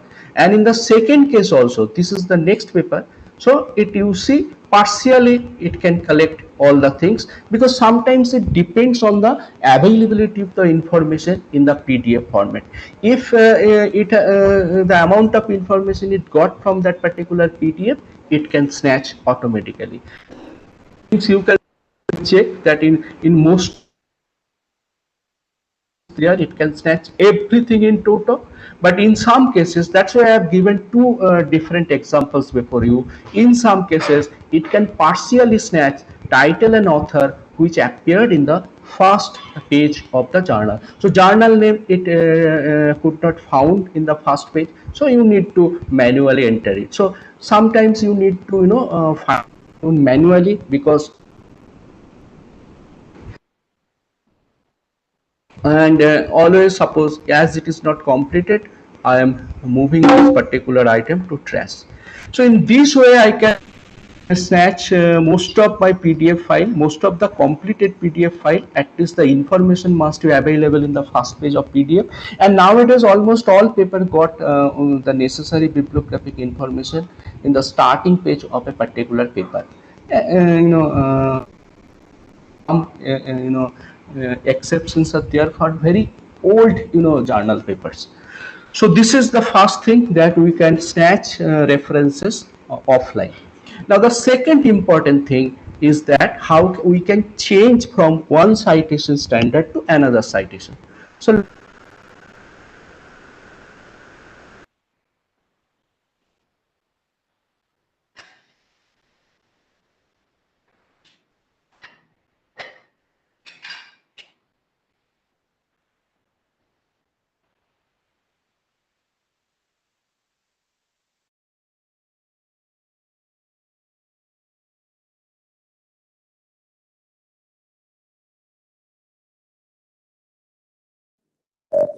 Sir, your sound has gone again, sir.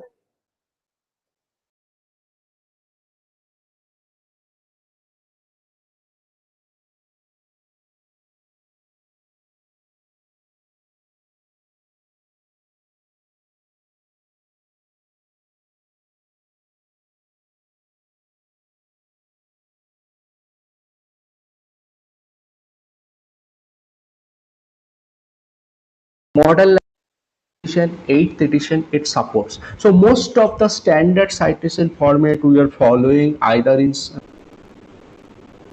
social sciences or sciences can be managed. And in the feature I will show you if something is not there. Suppose I am writing faster, doing in APA, then I will change the citation from APA to MLA. Latest edition, 7th edition, I am selecting, this is the format. Now, as you know, this will give me a search box, and suppose I am now this particular author, Nauroji, N-O-R. So I am searching by N-O-R. So this paper came.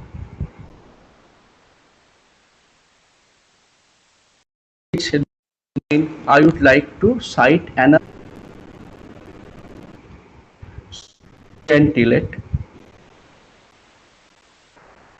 second one, and suppose in the next citation I am from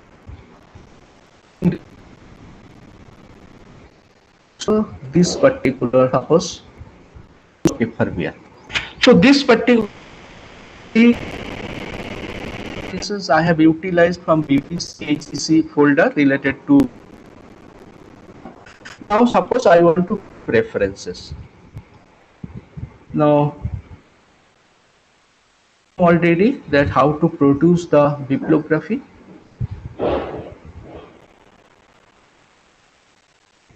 How in Zotero add edit bibliography. If I click, now you see all the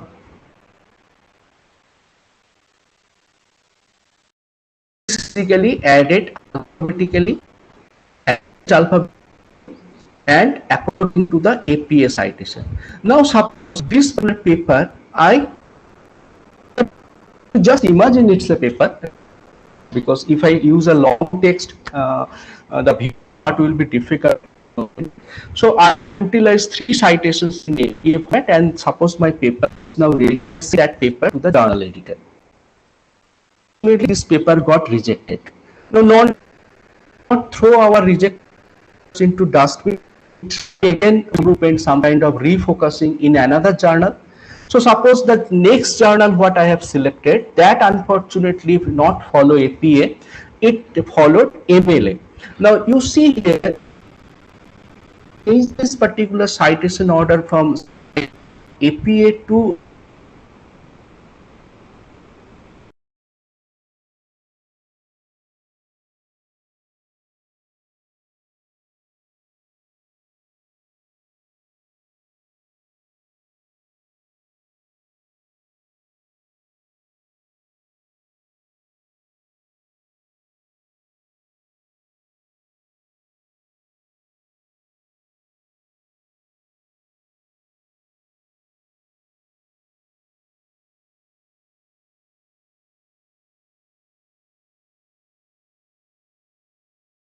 me that within a second I can change my references from APA to MLA. Now you see how. So here you see now Zotero has got many icons. There are almost 5 icons are here. First one is to add citation, second one to generate bibliography, third one for refreshing. You are adding a particular references and immediately you want to search, then you need to refresh it. But the fourth point is very important. If I click it again, you see here the document preference block again come back to me. So there if I select, okay, now I am not interested in APA anymore, I want to change this reference from MLA 8th edition to MLA 8th edition, Machine Model Language Association 8th edition from the APA. So if I select it and click OK, you see the magic.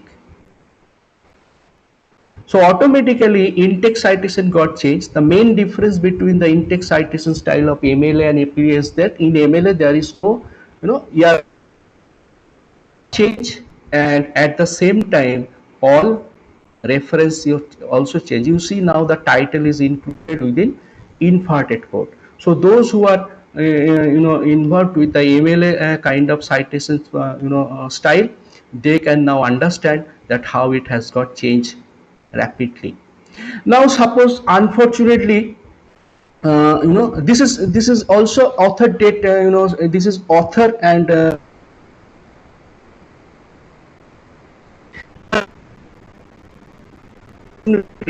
my attempt also failed in the journal I have sent, and now I need to write the third journal, and again unfortunately this third journal follow a IEEE or kind of citation. As we discussed last day, that most of the science related journals follow numeric pattern of citation. So suppose it is also following the numeric citation pattern, but citation 2, 3 and so on critically, and the citations is sorted.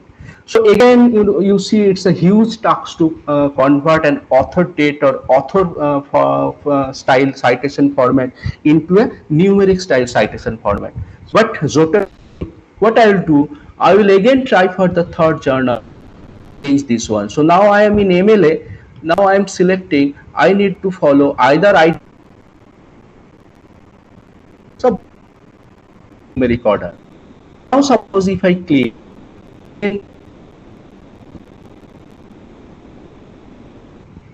now you see all your index superscript. So you can see here 1,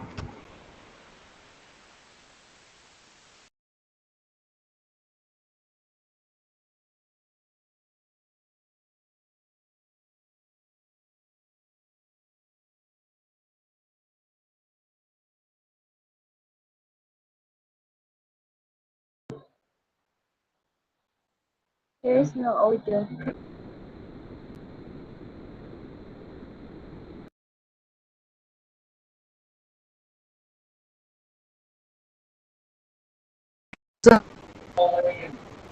features subject. Advanced level features of Jupyter, which is very handy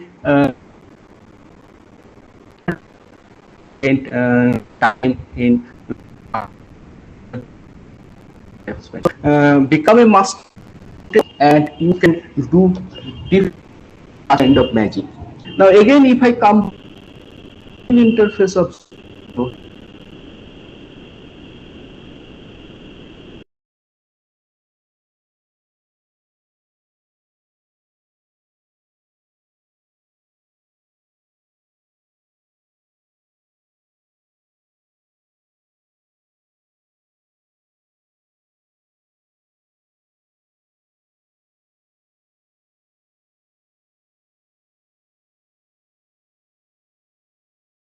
all the papers by creator, again A to Z. If I click creator, so now it becomes A to Z alphabetical ascending order. Now I want Z to A, descending alphabetical order. Again I click creator, it will be default all will be arranged alphabetically by title. If I click title, now it will be alphabetically by title. If I again click title, descending order. So in this way you can arrange your things, and one particular point is very important, which I got benefited this particular feature of Zotero. That means nowadays most of the colleges, why most, almost all of the colleges and universities has got their IQAC, internal quality assurance cell. So there from IQAC people, every year they ask you that you submit your list of publication by following any standard citation format. So one collection you can create, say for example here, citation. So apart from your reference activities, you can also create one particular folder which can hold all of your publications in here. So now suppose that the last I want to display according. This is all the papers I have gathered from my Google Scholar. What I follow the system I first in details from Google Scholar. I take a bib text. Now particular bib text format you can suppose I want to import from RIS, etc. So BibTeX is a preferred exchange format to citation. You can take a backup of your simply import that particular file and you will be having either by my citation or the name you wish. And suppose you want the other way around. That means you want to first create your bibliography in Zotero, then you want to import inside Google. That is also possible. So suppose this particular I have prepared Zotero at the first case. Then I can again export the format, and it's again a preferable format because a lot many citations including Google Scholar support it, including ORCID supports BibTeX. So you can now transfer your entire personal publication into ORCID if you export in BibTeX format. So suppose I can export this particular collection and then can import into inside Google or ORCID. And if you can create export collection. So the same result will come. So here in that case, you are basically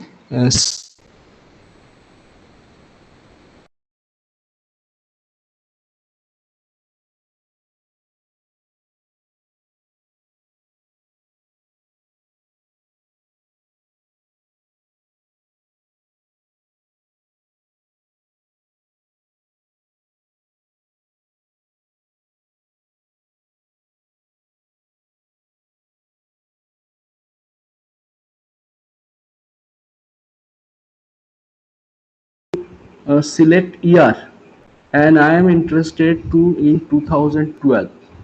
So you see all 2012 published.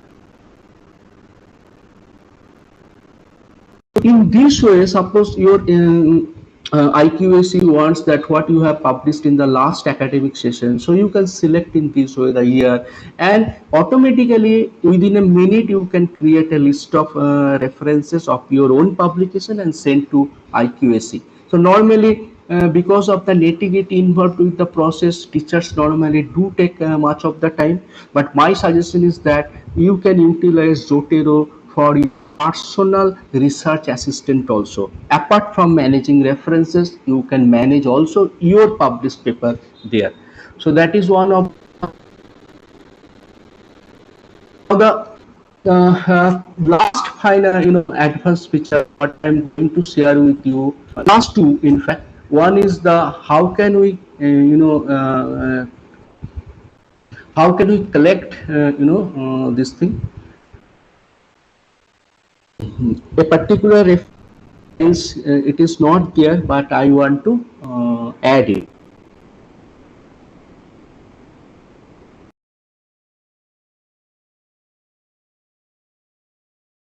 Search any reference in any libraries and any of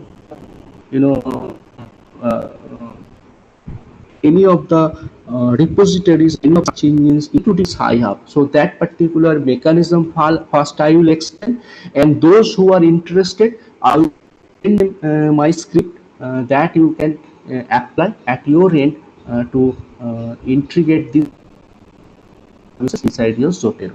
So let us again come back to BBC AGC. Some of the references it is not there. So how to know that what are the Zotero library or citation style? So if you go to tool part, this edit part, under edit there is an option called preferences. Now in the preferences you can find there are many tabs: general, synchronization, search, export, and cite. Cite is most important for us. The first tab under the cite is style, and second tab under the style is word processor. So if your word processor and Zotero is linked, then Zotero will tell you reinstall LibreOffice. I am using here LibreOffice because it is already installed.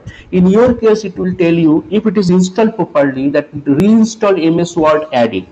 If it is not at all installed, it will give you here message install MS Word plugin, or in my case install LibreOffice add-in.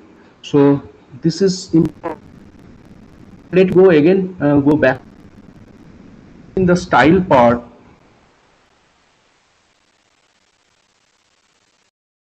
Styles are there, arranged alphabetically. First you check whether your citation styles are there or not, and these are all basic citation style, most popular citation standard followed by scientists, researchers all over the world. But there are there is every chance that some of the peculiar journal citation management system not getting here by default. So in that particular case, suppose I want to add a particular citation format for geography. Now, suppose, just imagine that. Now, what I will do, that is not already available inside the Zoho. So, what I will do, I will click Get Additional Style, and you must be connected to the internet. Please remember. It's now going to connect the Zotero central repository. Huge number of collections are there, and you can remember the last day I was talking about that the all referenced citation styles can be categorized into 5 groups according to the index style format. Either it is author index format or author date index format like APA, author like MLA, label, note, and numeric. Now suppose you need, what you need, first you need to decide that this particular journal followed what fundamental type of citation style, index citation style. Suppose it follows author date. So if you select author date, then only author date kind of citations will be retrieved. Now in the next level you see lot many fields are there. So as I said, it is arranged alphabetically. As I said, I am interested in geography citations. So I click geography. So all from the central style repository of geography, it tells me actually found 51 number styles actually related to, and that support author date citation pattern. So suppose I am interested, which is not, is Journal of Biogeography. That means only a few researchers are interested into biogeography. So suppose this Journal of Biogeography, if I click here, it will load me that how my index citations looks in case of particular style, and how my bibliography or reference looks according to this particular. If I am sure that okay, this is the particular format my Journal of Biogeography, and I can adapt it, the simple thing I need to do, I need to click it. The moment I click it, after this selection part is over, here you see in my central local Zotero collection, Journal of Biogeography added, and it also gives me a date, that is the 29th December 2018, where this particular journal style last updated or modified. So Journal of Biogeography added inside my local system. After job is over, if I don't need this particular standard anymore, do not jam your local folder with a lot many citation style. It will be slightly confusing later on. So when there is no need, you just select it and click this minus sign here. It will be deleted from your local folder. So that is the last part, one advanced feature in Zotero what we can follow. Now the last, say for example, as I I told you that if a journal paper, suppose this paper got a DOI number or a book got an ISBN number, so I can check the original availability of the full text of the paper or full text of the paper in different kind of legal open access sources as well as from illegal open access sources like Sci-Hub. Although I do not consider Sci-Hub as an illegal, we call it guerrilla open access. Other thing is the mainstream open access system, just like our freedom struggle, as I said, that one route is non-cooperation, non-violence under Gandhiji, and another route is that Larke Lenge Hindustan under Netaji Subhash Chandra Bose. So they are not, illegal. They call themselves guerrilla open access system. And I would like to request some of you who are interested that please read the guerrilla open access manifesto written by Aaron Swartz way back in 2008. It's an excellent piece of writing. It's a 3-page,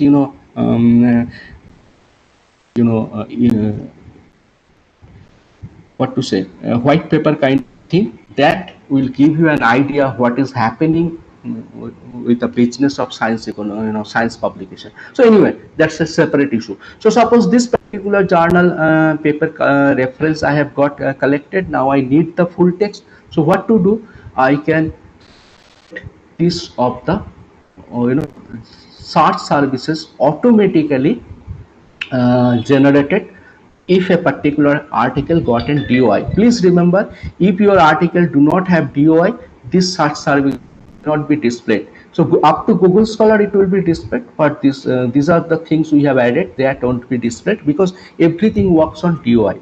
So if I select Sci-Hub, that I want this particular paper from Sci-Hub, it will now go to Sci-Hub automatically. I don't have to go there. It will negotiate with the Sci-Hub to retrieve the this particular thing. You can see here what is happening. So it is actually working to the scihub.tw with the DOI number, and it what I am having. So this is the beauty. This is the advantage. Everything is now in your fingertips. And suppose I am closing this one. Now the very paper want to search whether it is available in legal open access. Where do you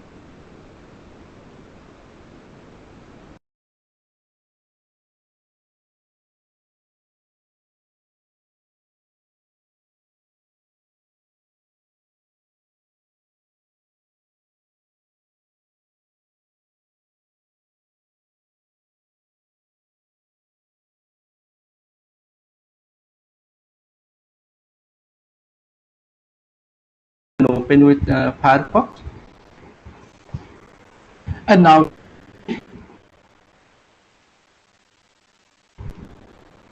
this is from my side OBJ. But before ending, let me show the mechanism what I am doing here. So this is not, this search interface is not available by default with Zotero. What we changed, you see, install your Zotero. This is this is the case of Linux. So it will be creating a home folder, a Zotero folder under my home directory, something like this. So if you in Windows, it will be created by a particular folder called Zotero. If you click that particular folder, there you can see a particular folder called locate. If you click the locate folder, this is particular engine.json, and this particular I have put it there so that I can immediately understand. Just for example, these icons are coming, ebooks, OADOI, Sci-Hub, all are coming because of these icons. I have placed it here. So this engine.json you will find there, but that is the default one. But we have of JavaScript in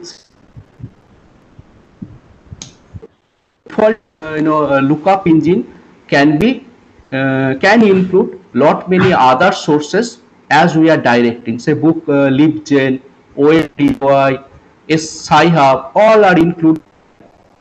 Are interested for this file, I will share this zip file. So this zip particular file is engine.json and all the icon object file and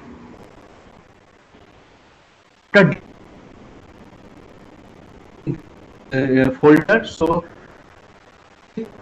place it under the locate folder of your Zotero. It asks you, do you want to replace engine.json?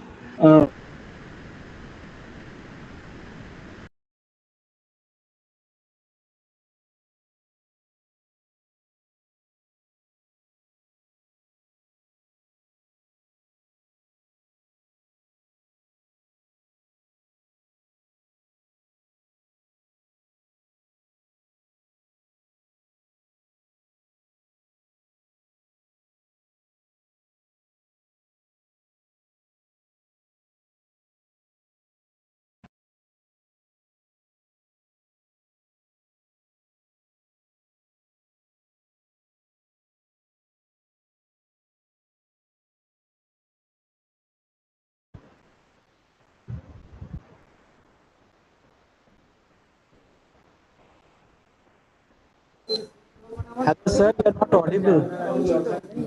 Hello, Hello, sir. Are you there? sir, you are not audible, sir.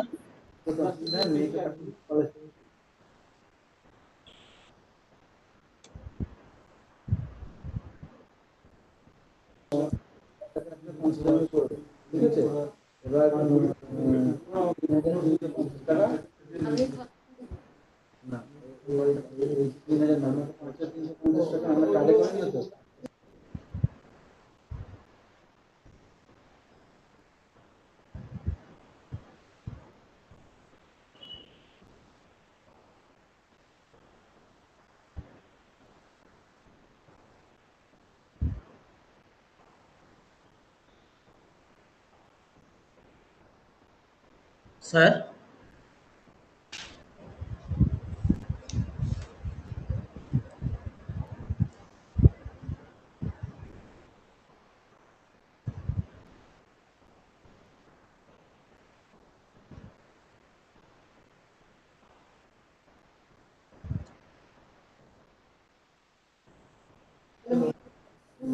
Hello, sir. You're not audible, sir. hello.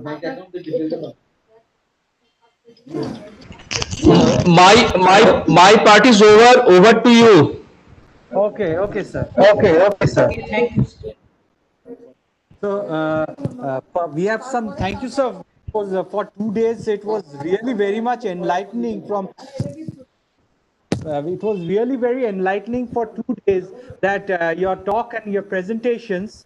It was really enlightening for and lots of positive feedbacks on this issue. Although today we have been hampered a bit by the audio quality and internet connection, but still there was a lot of things which was done. So there are several questions. Among one, he was not able to get how to add Sci-Hub extensions into Zotero. And part was got sort of disconnected out, sir. If you could explain this part a bit. Okay, so inside the Zotero folder, there is a folder subfolder called locate. So locate includes a lookup engine called engine.json. The default engine.json do not include the provision for Sci-Hub and mainstream open access like OADOI or so the default engine.json according to our system, according to our need rather, we have included all search services inside the JSON, so that on the basis of DOI in case of journal article or on the basis of ISBN in case of included reference books, it can search Sci-Hub, it can search OADOI, it can search LibGen and get the full text of the resource to you. So my suggestion is that I can share my script with you. So you need to download the zip folder there, unzip it, copy all files there and place inside your locate folder. That will do the things for you. You don't have to write anything.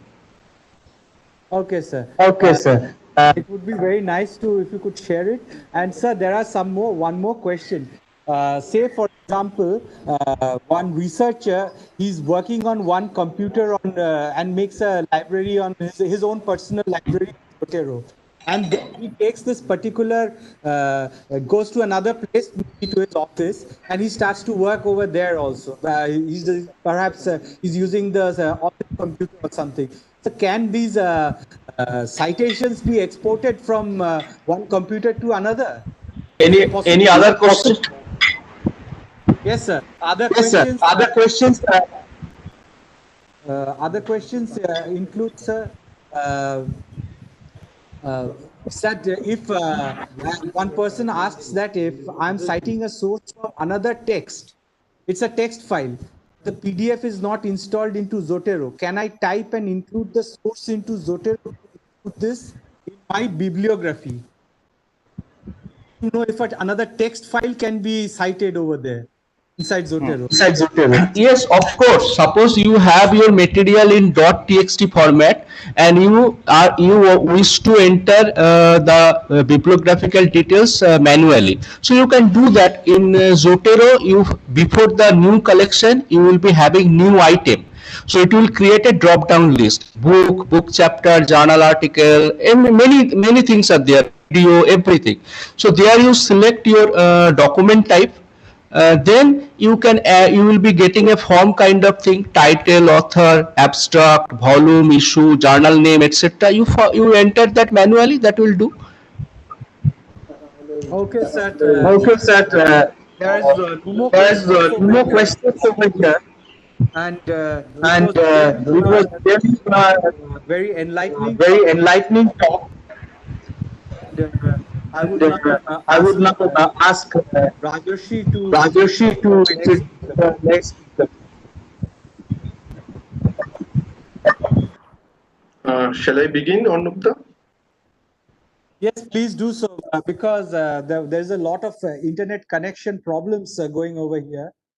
So please do so. The question answer session, I would request the participants to mail their question answers, and we will contact Professor Mukhopadhyay to solve your queries. Because of certain technical problems, today's session was extremely truncated and interrupted.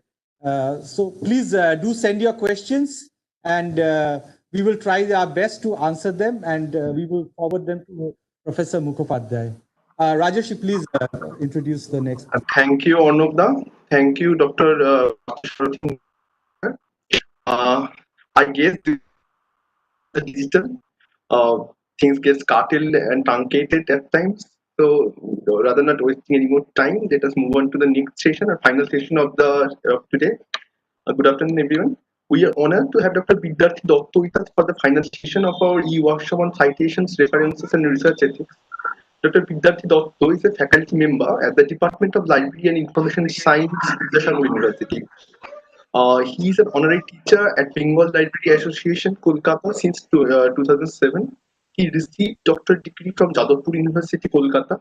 He completed one research project on preservation and digitization of rare documents of St. Xavier's College, Kolkata, funded by UNESCO during 2006 to 8, and one UGC-sponsored innovative research project on development of information retrieval tool year 2014. Currently, he is working as principal investigator of a DST-sponsored research project on cytometrics. Dr. Datta has authored more than 50 articles in several peer-reviewed journals and presented papers in several national and international seminars, conferences, and workshops. He is going to enlighten us today on metric studies. Dr. Bidyarthi Datta, sir, over to you.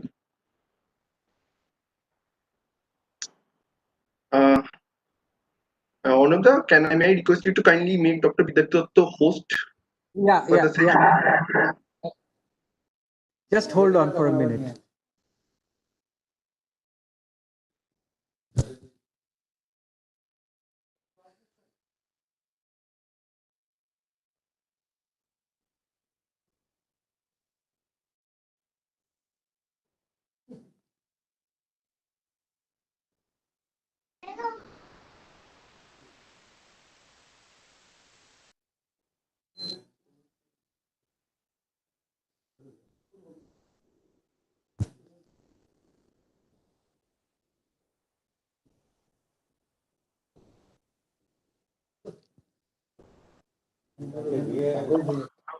Sir, you are the presenter now, Professor Dotto, you are the presenter now, sir. You may kindly begin, sir. Hello. Yes, sir, you are audible, but we couldn't see you. Sir, hello. Am You I can start. audible? Yes, sir, you are audible. You may start the video, please. Okay. Please give me share permission. Okay, it is good. Sir, you have got the permission to share, sir. You are a presenter right now, sir. Okay, okay, okay. Thank you.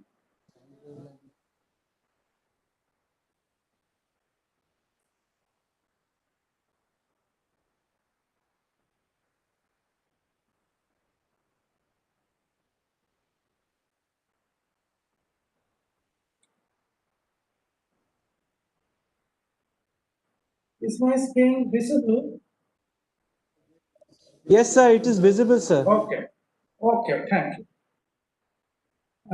Good afternoon, everyone. Good afternoon, the organizers of DB College Asansol and Asansol Girls College for arranging this very nice workshop on citations, references, and research ethics. And also, thank you so much to my previous speaker for the very benevolent presentations and lectures. Now, I will cover the topic that is metric studies exploring new possibilities. Now, metric studies, the term metric, METRIC. Actually, the inherent meaning of this term is some type of measurement. And this term was originated from the French word metricus, and it was first used in the year 1864. And metric studies, actually, metric studies can be used in the context of any subject, and then it is named as that particular subject plus metrics. For example, in library services, the metric studies was first initiated in the year 1917, and at that time it was known as statistical bibliography. And we did discuss that the history of bibliography, indicating that the origin of the term is what I have just told. It was first used by Poole and Yales in 1917 and by Hume in 1922. And this term actually signals application of quantitative methods in library and bibliographic works. Actually, at that time it meant so. And the metric studies in relation to library and information systems and services had so many terms. For instance, bibliometry, this term was coined around 1940s, bibliometrics, cytometrics, informetrics, cybermetrics, etc. Webometrics also, this term was coined after 2000, and therefore in different times, so many terms hovered around this concept of metrics. Also, patentometrics in relation to patent, science patents, blogometrics in relation to blogs, newsmetrics in relation to news and journalism, wikimetrics, Wikipedia metrics, open source metrics, and now it is very popular term altmetrics, that is alternative metrics. So many metrics are there. And finally, econometrics, sociometrics, econometrics in the context of economics, sociometrics in the context of sociology, psychometry in the context of psychology or educometry in education, etc. Now, from implemental perspective, the root of this metric studies, whatever metrics that may be, Cite or bibliometrics, the root lies in the subject statistics. And from methodological perspective, the root of Cite or bibliometrics lies in sociology of science, which is a part of sociology actually that studies relationships between different idea systems and a variety of institutional and personality factors. And this field was actually sociology of science. This field was traditionally dominated by philosophy of science and history of science. And in sociology of science, this subject, the sociology of science, it was popularized in the year 1967 by Robert K. Martin. Actually, Robert K. Martin made this term very popular. And this term, actually, the sociology of science, it consists of basically four approaches. First one is sociology of knowledge, then normative approach, then study on characteristics of scientific knowledge, and finally study on characteristics of scientist behaviors. In particular, the ways of usage of scientific literature. And this is the root of scientometrics or bibliometrics. So how scientists behave? Behave means how scientists refer other scientists' works. How scientists refer the works of their previous authors' works in their research works.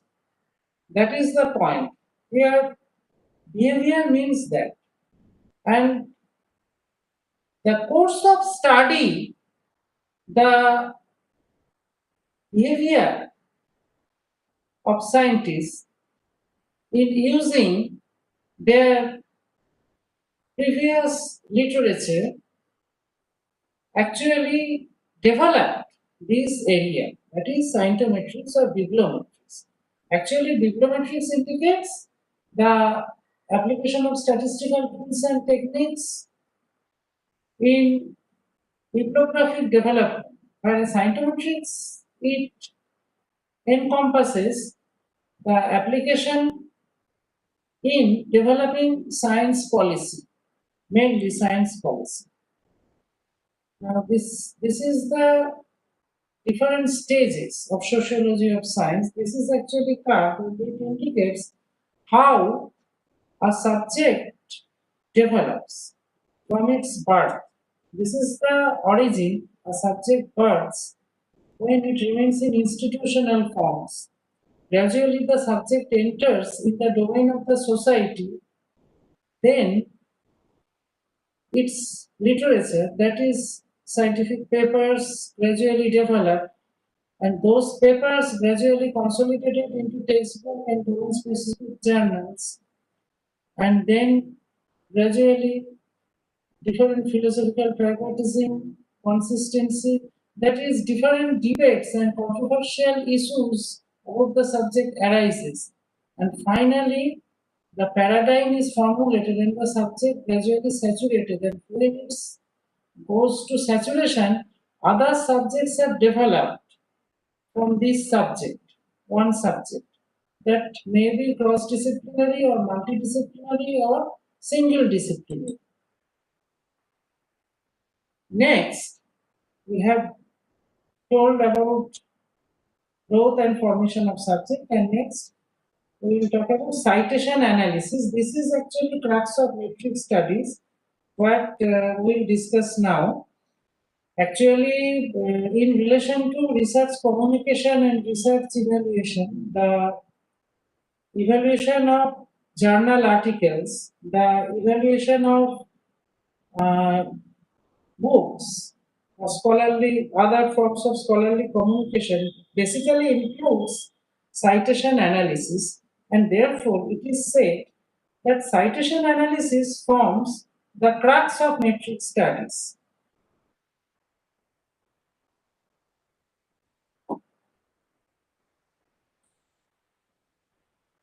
Now, citation analysis helps in measuring the relative importance of quality contribution.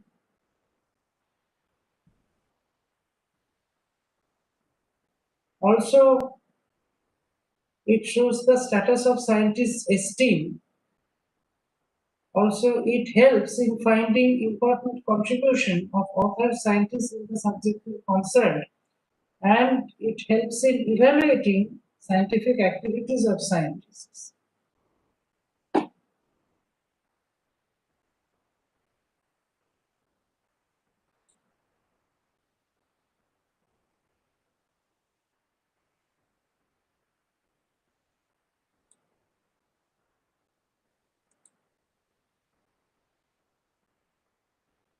Next, citation analysis, some consequences.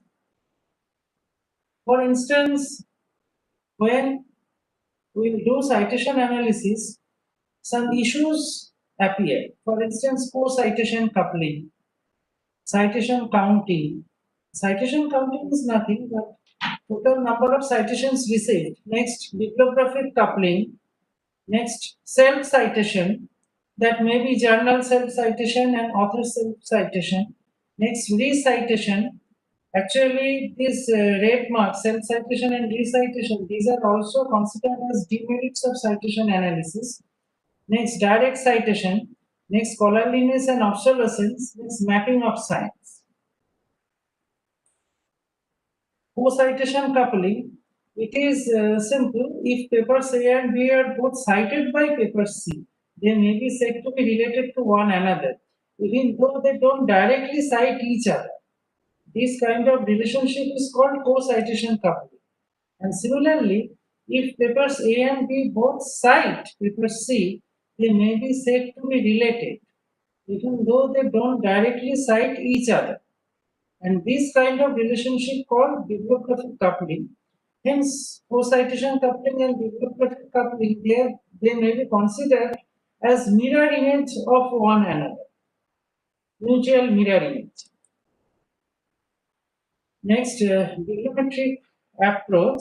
So, the concept of metrics in today's concept, today's context, today the sense in which we say bibliometrics or scientometrics, that is originated basically here, and that approach is known as bibliometric approach.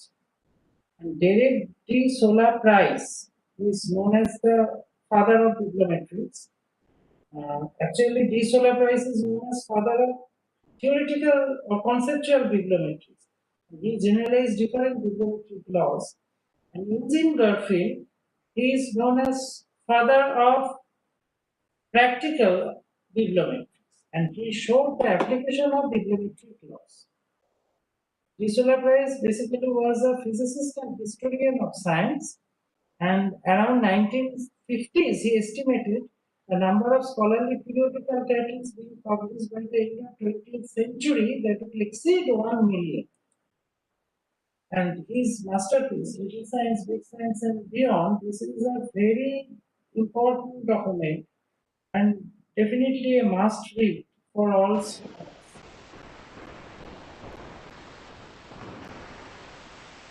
And Price pointed out different models of growth of literature, but just a few slides back, we showed the application of sociology of science, how a subject grows. Similarly here, for instance, this is exponential model, growth of literature model, how a subject grows. This is the graph, and this is the equation.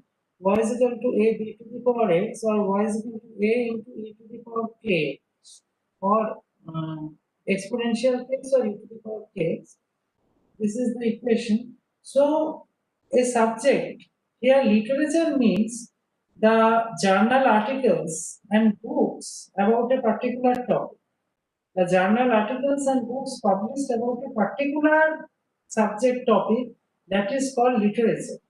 And since the birth of a subject, how the publications about that subject grows with time, that is shown here. This is the time of birth of a subject, and with time its number of articles grows. So this is exponential growth. Exponential growth is very common. Actually, it is a very natural phenomena. Population growth. Initially, it follows an exponential model. Rather, about that COVID growth, initially it was also, it followed the exponential model. Next, logistic model. Actually, in case of subject, this logistic pattern is observed. This is the equation y is equal to a by e to the power minus kx, or y is equal to a b to the power minus x. And the graph shows an S-shaped pattern. That is initial phase, then growth phase, and eventually it saturates. And we have seen the three phases of growth. Number one, formation phase, number two, growth phase, and number three, saturation phase. And during growth phase, up to growth phase, the pattern becomes exponential. And with time, when saturation starts, this pattern gradually becomes decaying, and the entire curve is known as logistic curve. And only the first and middle part, they are known as exponential curve. Now, in these three phases of growth, first is formation phase, then first transition occurs. This is the fastest mode, then growth phase, then second transition, and eventually saturation phase. And this kind of growth pattern is observed for any subject, particularly new subject. And even for traditional subject also, the subjects which started during the end of 19th century particularly, this pattern is very well observed. Besides growth model, there are some other models, growth models exist. For instance, power model. It is a function of the form y is equal to a x to the power n or a by x to the power n. Narayan, the Indian mathematician, he introduced this power law, that is z equal to k into p to the power minus a, where k and a are constants, and jp is the number of, here p is the number of publications, and z is the number of sources. Or Gompertz model, y is equal to a into b to the power c whole to the power x. This is actually log linear model. If you take logarithm on both sides, it will become log y equal to log a plus log b into c to the power x. And this model, some subjects also show these kinds of growth model. For instance, the subjects, newly developed subjects like nanoscience or nanotechnology, they show this power growth model. Eugene Garfield, known as father of applied biblio and scientometrics, and he is the founder of what today we call Web of Science. Actually, Web of Science, he is known as the father of Citation Index, and he is the founder of ISI, that is Institute for Science Information, in 1964, where he developed Science Citation Index, Social Science Citation Index, and Arts and Humanities Citation Index. And this Science Citation Index, today's form is Web of Knowledge or Web of Science. And it was very popular, even till today it is very popular as a citation database.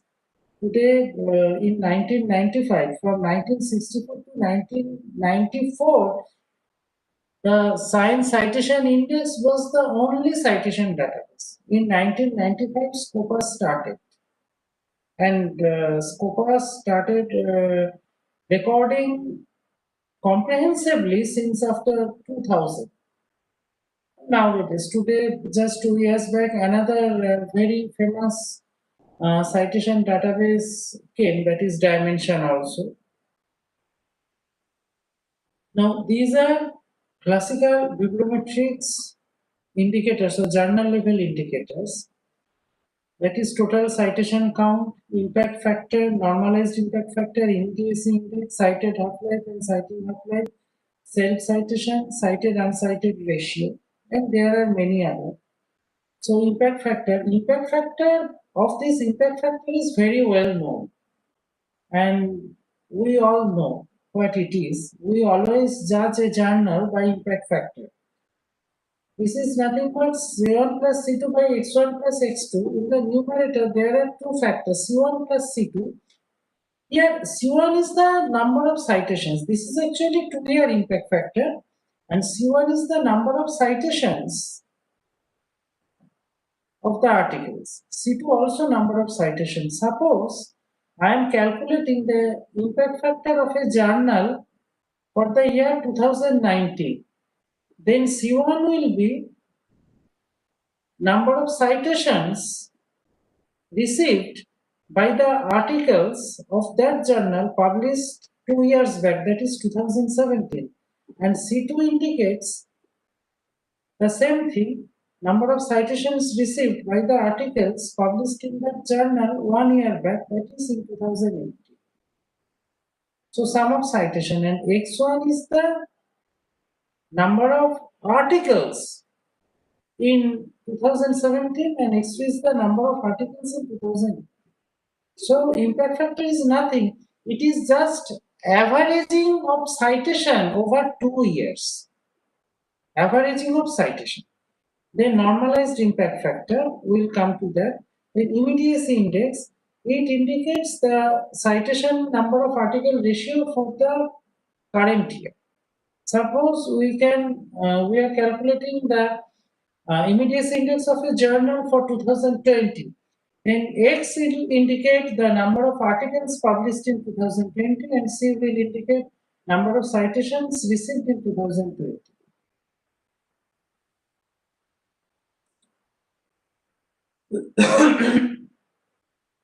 Then cited half-life and citing half-life. Half-lives are used actually for obsolescence studies. How quick the articles are becoming obsolete. Self-citation. It may be if one particular journal cites its earlier works or an author cites his or her earlier works, that is self-citation. And cited uncited ratio, ratio between number of cited papers to number of uncited papers.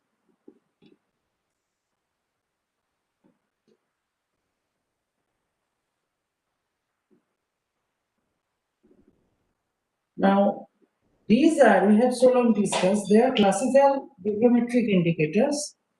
Now, these classical indicators are mainly journal level indicators, whereas the concept of author level, actually before the year 2000, the concept of author level or article level indicators were not there.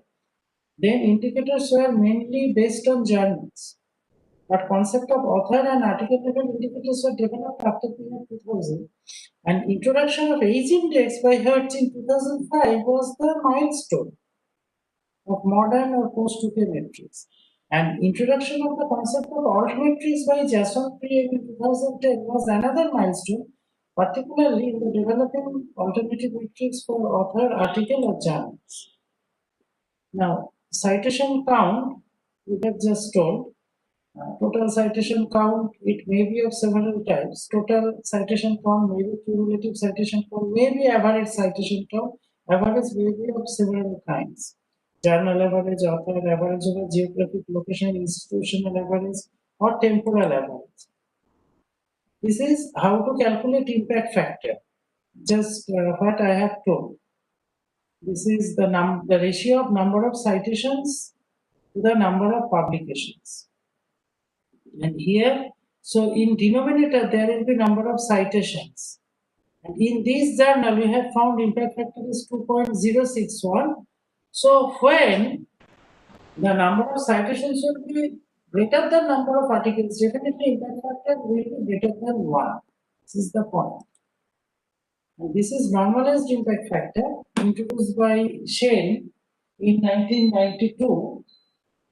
Normalized impact factor is nothing. Actually, journal impact factor depends over subject. It widely varies over subject. And therefore,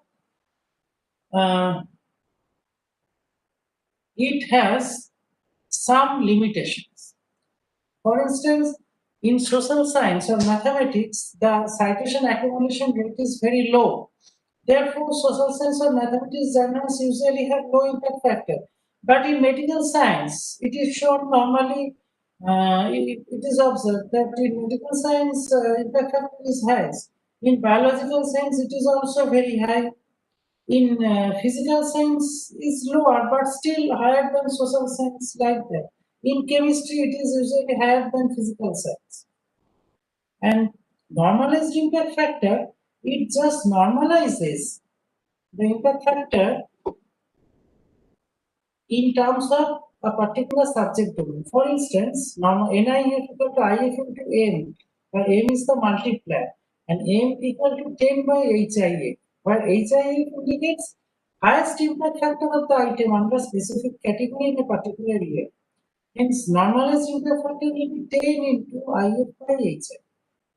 And therefore, if a subject has a high citation accumulation, its HIF will be higher. If we divide the impact factor of the journal by HIF, then the standard figure will be obtained. That is the point. Next, immediacy index I have told. This is how to calculate immediacy index. The citation ratio of citation to number of articles against a particular year. But impact factor was it contained the previous 2 years citation data. Next, half-life. Half-life is calculated based on citations to or from the journal by the cumulative percent of year 2010 to 19, percent of 2012 sites until average 50% to items published in the year. Here 50% sites achieved between 2013 to 14. For instance, the journal published in 2019, it received 65 citations in 2019. 2019 articles got this much citation. 2018 article this. 2017 publications got this citation. 2016, 15 unlikely. And 2010 articles got these citations, and pre-2010 articles got this citation. 1232. Now, cumulative. This is the cumulative percentage, and it is shown the total percentage pre-2010. This is the entire percentage, and the 50% reached between 2013 and 14. And hence, its half-life is 6.5 years. And half-life is an indication of obsolescence time. That is the duration in which the literature of a subject domain corresponding to a subject domain gets obsolete. That is half. Next, co-authorship index. This is actually, it indicates it is actually the collaborating pattern. Co-authorship index, where CAI is this, and where NIJ is the number of papers having J authors in block I. Block means this is a research group. It indicates a particular research group. NIO total output. So this is the ratio. Number of papers having a particular group divided by total output divided by number of papers having authors in another group divided by total number of papers in all. Its co-authorship index indicates the collaboration of authors. In what percentage authors collaborate in a particular research group. Next, degree of collaboration, introduced by Subramanian in 1983. It is NM by NM plus NS, where NM is the number of multi-authored papers and NS is the number of single-authored papers. So it indicates collaboration, but ungrouped collaboration. Actually, co-authorship indicates grouped collaboration. It is a group collaboration indicator, and degree of collaboration is an ungrouped collaboration indicator. Next, activity index, introduced in 1990, which means it is a ratio between the country's share in global publication output in a subject divided by the country's share in global publication output in all subjects in a discipline. Discipline means broad discipline. For instance, pure science is a discipline, And under these, there are several subjects like mathematics, physics, astronomy, chemistry, geology, zoology, botany, physiology, etc. That is the point. Next, attractivity index. It is a ratio between the country share in citation attracted by publications in a subject divided by country share in citations attracted by publications in all subjects. That is, it indicates the citation over the geographical location. Next, relative growth rate. It RGR, it is W2 minus W1 by T2 minus T1, where W1 is the logarithm of initial number of papers and W2 logarithm of final number of papers. Initial final means T1 is the initial year, T2 is the final. Hence, W1 is logarithm of number of papers published in the year T1 and W2 is logarithm of the number of papers published in the year T2. This is relative growth rates and its reciprocal is the doubling time, not exact reciprocal. Doubling time is the 0.693 divided by relative growth rate and it indicates a particular time period. That is the duration in which the publication volume exactly doubles.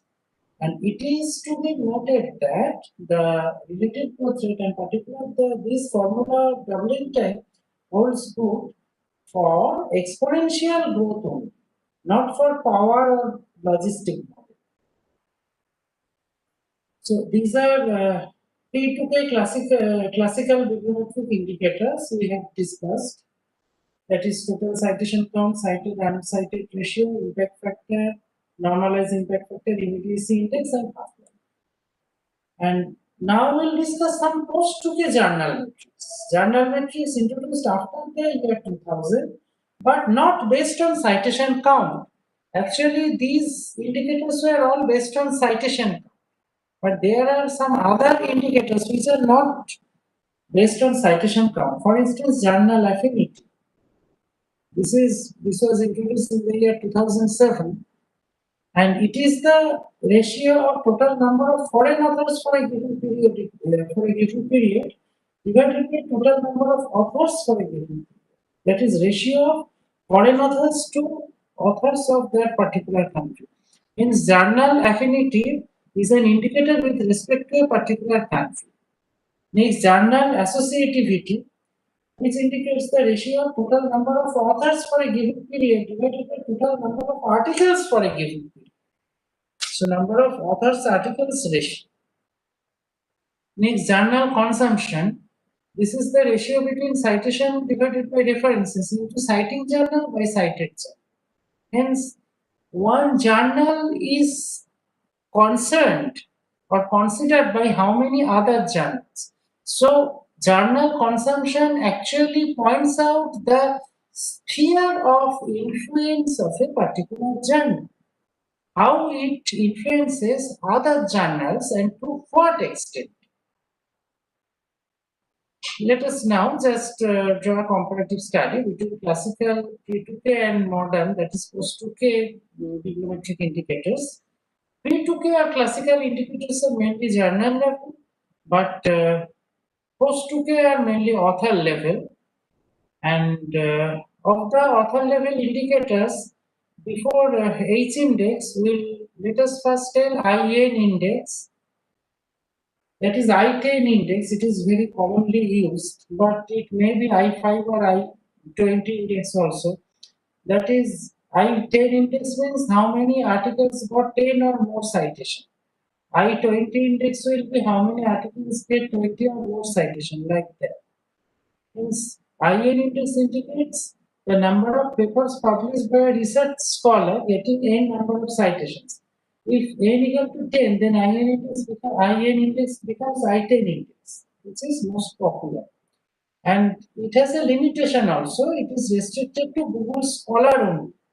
And the scholar that one is looking for must have a Google Scholar profile. Next, H index. It is another pathbreaker. And now, what is H index?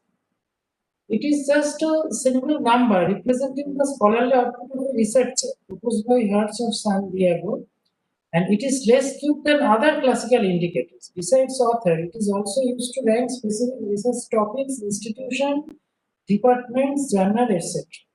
And the adjacent figure shows the plot of decreasing citations with ranked papers. And what is the main difference of H index with other indices? Actually, why H index? What was its advantage? Major advantage is that the impact factor type indicators, impact factor or immediacy index, they were eventually a type of or kind of average just. But H index is not a kind of average. Rather, H index is a solution of an equation, which we'll point out later.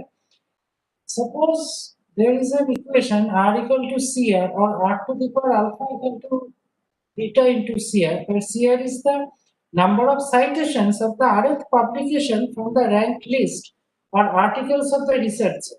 Here alpha and beta are constants, and for H index alpha equal to beta equal to 1, they will be 1, and for other H type indices alpha and beta may be values greater or lesser than 1. Now, the other publications of the researcher, therefore, will have no more than 8 citations. Now, H index is a solution of this kind of equation. R equal to CR, where CR is the number of citations of the rth publication.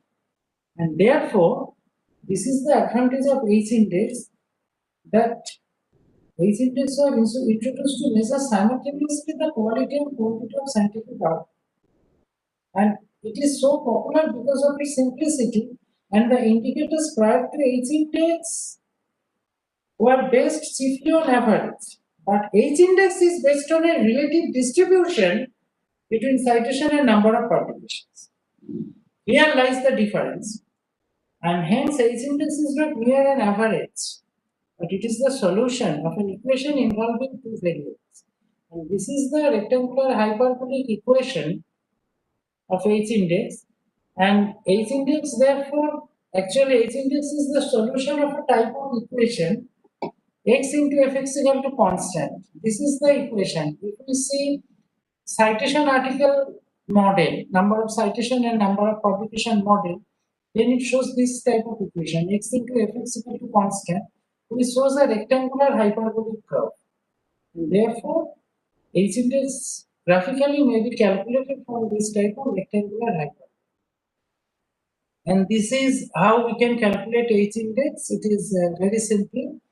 Here total citation 132, just a hypothetical case. Here H index is 6 because top 6 people received at least 6 citations each, and this yellow shaded zone is H core zone. And number of citations in H core, that is H core citation is 69. But as H index is 6, minimum number of citations required to keep the value of H index 6 is H square, that is 36. And hence, now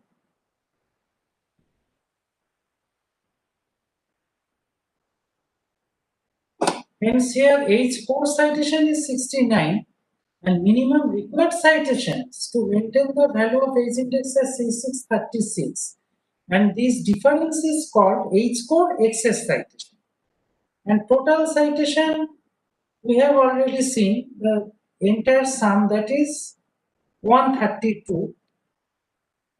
And hence, since total citation is 132, the total citation minus required minimum required citation, it will be 96. It is overall excess citation or net excess citation. This is called E square, and its square root is called E index. That is we have shown here. Here E square is 96. That is net excess citation. Therefore, E index is 9.8. Before going to other indices, we will point out another index, that is W index or U index. It is Actually, here also W index actually useful in case of subjects where citation accumulation rate is very high. For instance, bioscience or medical science like that. If all the papers of the scientist are ranked in descending order of the number of citations they receive, the W index is the highest number of papers one has that have each received at least 10 W or more citations. Now, here the papers on ranks W plus 1, W plus 2 have more than 10 into W plus 1 citations. Thus, the W index can be defined as follows. If W of a researcher's papers have at least 10 W citations each, and the other papers have fewer than 10 into W plus 1 citations, that researcher's W index is W. This also implies that one has not achieved the higher level at which W plus 1 of the papers have at least 10 W plus 1 citations each. For example, Stephen Hawking has a W index of 24, meaning 24 of his papers have been cited at least 240 times each. And at the same time, he does not have 25 papers cited at least 250 times each. With 41 papers cited at least 410 times each, Edward Wheaton of the Princeton Institute for Advanced Study has a W index of 41, much higher than Hawking's 20. So this is W index. It is actually H index may be very higher. Therefore, it actually just it puts a ceiling over the H index. And this is E index we have said. Next, using the H index, the citation information that can be accurately obtained is H square. That is, H square citations have been received and additional citations for papers in the H square are completely ignored. And therefore, E index is important here. The excess citations received by all paper in the H score denoted by E square R, this is the equation. Actually, in H index, we are doing a severe mistake in H index calculation. That is, we are ignoring excess citations. But excess citations are citations. They are not first. Therefore, H index is an improper index. That is the point. And H index will be meaningful only if with H index together, E index is also mentioned. So this is the equation. It shows the formula for E index.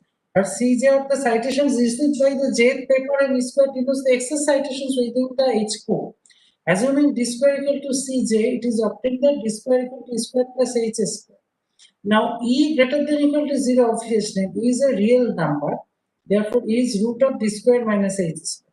And it is shown from the above equation that the larger the E, the larger the net excess citation, and hence more severe of the loss of citation information when using the H index alone. In other words, when the H index is used to evaluate individual scientists, the smaller the E index, the more reliable the H index is. And in an extreme case, when E will be 0, which is not possible reality, but theoretically possible, the H index completely describes the citation information for papers in the H score. Otherwise, when E not equal to 0, the H index always loses citation information, which is complemented by the index. This H index always loses. And replacing the summation of equation 1 by integration, we can write this equation for E index, assuming for very large number of values. Actually, E is a continuous variable, and therefore, assuming the continuous variable, we may replace summation by integration. Now, an arbitrary point in EH plane receives the overall information of citations received by all papers in the H score. It is interesting to point out that the Euclidean distance between the origin and the point P is equal to this R equal to R root H square plus C square equal to D. And in our previous example, we found H6 E 9.8, therefore R equal to 11.5. Actually, R index is the square root of total number of citations. And there is another indicator, A index. Here, A index is 22.04. A index is H plus E square by H. And T square equal to actually R square equal to A into H. The A index is introduced to present total citation in terms of H index. How total citation varies with H index. And A is the coefficient, it is the ratio between total citation and H index. And if this the value of A is constant, then the variation of R square versus H will be linear. Otherwise, it will be non-linear.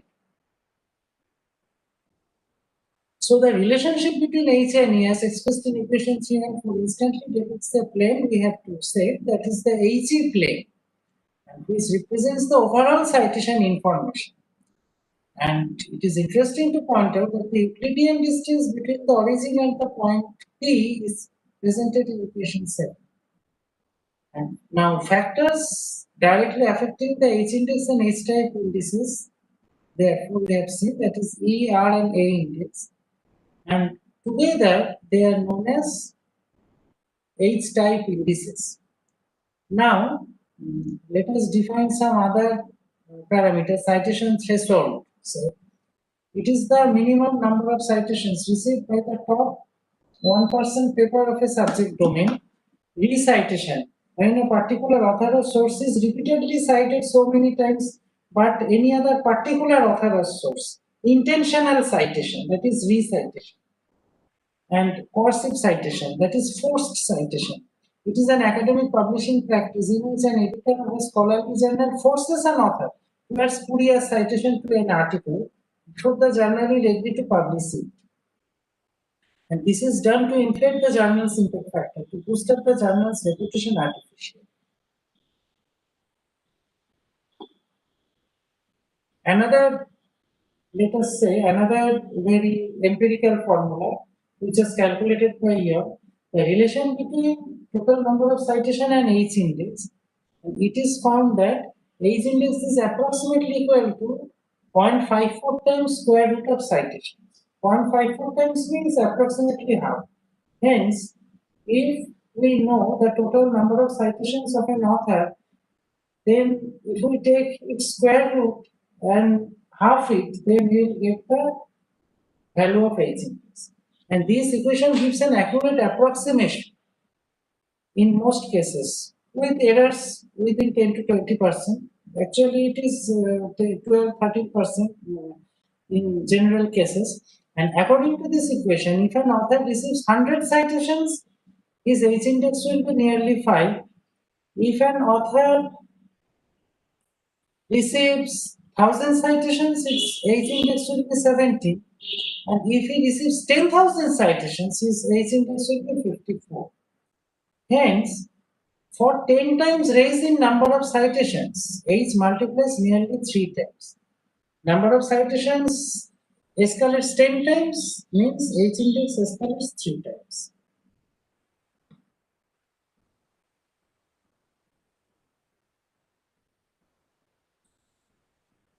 Next indicator mapping we have already mentioned, these 4 indices together, and H and E index, this is the spanning of HE plane, and we can divide HE plane in this way, that is larger the E index, the larger the net excess citation and higher the loss of citation. The smaller the E index, the more reliable the H index. Hence, high citation loss, higher E index, unreliable H index. This is the high H, high E zone. Low H, high E, low H, low E, high H, low E. This is actually self-check in a subject domain. In which zone one scientist or one paper resides. That is the point. So high citation loss means high E index, H index will be unreliable, and low citation loss means low index, and H index will be reliable. And citation loss associated with excess citation, and citation fall is associated with low citation. There are several sites which calculate H index, that is Web of Science, Scopus, Publisher Paris, and Hartz suggested that typical value of H index should be at least 12 for an associate professor, and it would be at least 18 for a full professor. But there are several demerits of H index. Just let us mention some. This is a imaginary dialogue. Actually, as if Edward Witten, he had H index in 2020. Current H index is 192, and Hawking's current H index is 120. Now, as if Witten says Hawking, my H index is bigger than yours, but Hawking replies, but more people know who I am. That is the thing. Actually, what I want to say, H index is not the absolute measure of a scientist. It is one of them. And there are so many demerits. For instance, variation due to variation in type of publication, author name disambiguation, published pressure, disciplinary difference, manipulable through self-citation based on Google Scholar output, varies over databases, Scopus, Web of Science, ICI, Google Scholar, etc. And H index is an integer that minimizes its discriminatory power. So there are so many demerits of H index. And centrifugal nature of citation, which causes actually another major demerit in H index or other indicator. Actually, citation pattern follows preferential attachment process. That is, Matthew's effect is very prominent here. Therefore, due to the centrifugal nature, citation attracts citation. And it is a centrifugal nature. As already observed, H index ignores excess citation, and to overcome this, Leo A.K. suggested G index in 2006. And the calculation, this is the equation of G index, and G index does not average the number of citations, but it allows citations from higher cited papers to be used to reinforce lower cited papers in meeting this threshold. And H index is normally higher than G index. Here, a comparison between H and G indices are given. And this is the G by H ratio. The lowest value is 1.15. That is, G by H ratio never becomes 1. 1 means G equal to H, but that is not seen practically. And this is the G index calculation, and it is the unique largest number so that the top G articles together receive at least G square citation. Together is here. For instance, first paper received 23 citations, is larger than its rank 1 square. Next, 23 plus 16, larger than 2 square. And this cumulative citation, cumulative number. And after reaching here, 83 greater than 9 square, 9th ranked paper. And at the 10th paper, cumulative number is 87, but it less than 10 square. Hence, here G index will be 9. The point. Hence, G index is the unique largest number such that the top G articles together receive at least G square citation. And here lies the added advantage of G index over H index. But H index includes the individual number, not the summation. Now, let us show few other H type indices. What we have seen in H or H type indices, 3 fundamental variables are included there: citation count, publication count, and time. And we have already mentioned H index is solution of this kind of equation. And there are some other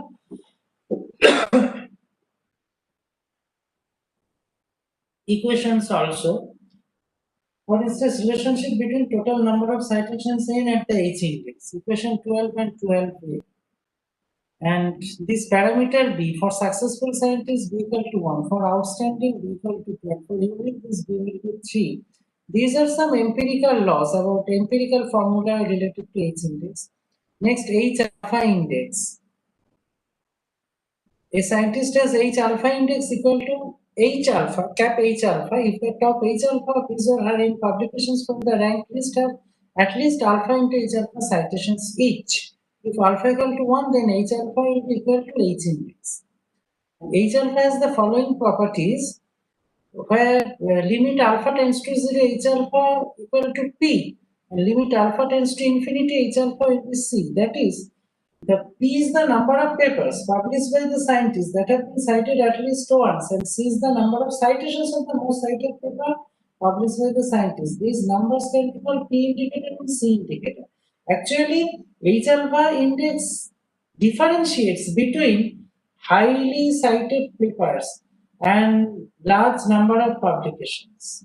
Some authors receive very large number of citations, and some authors contribute very large number of papers but few number of citations.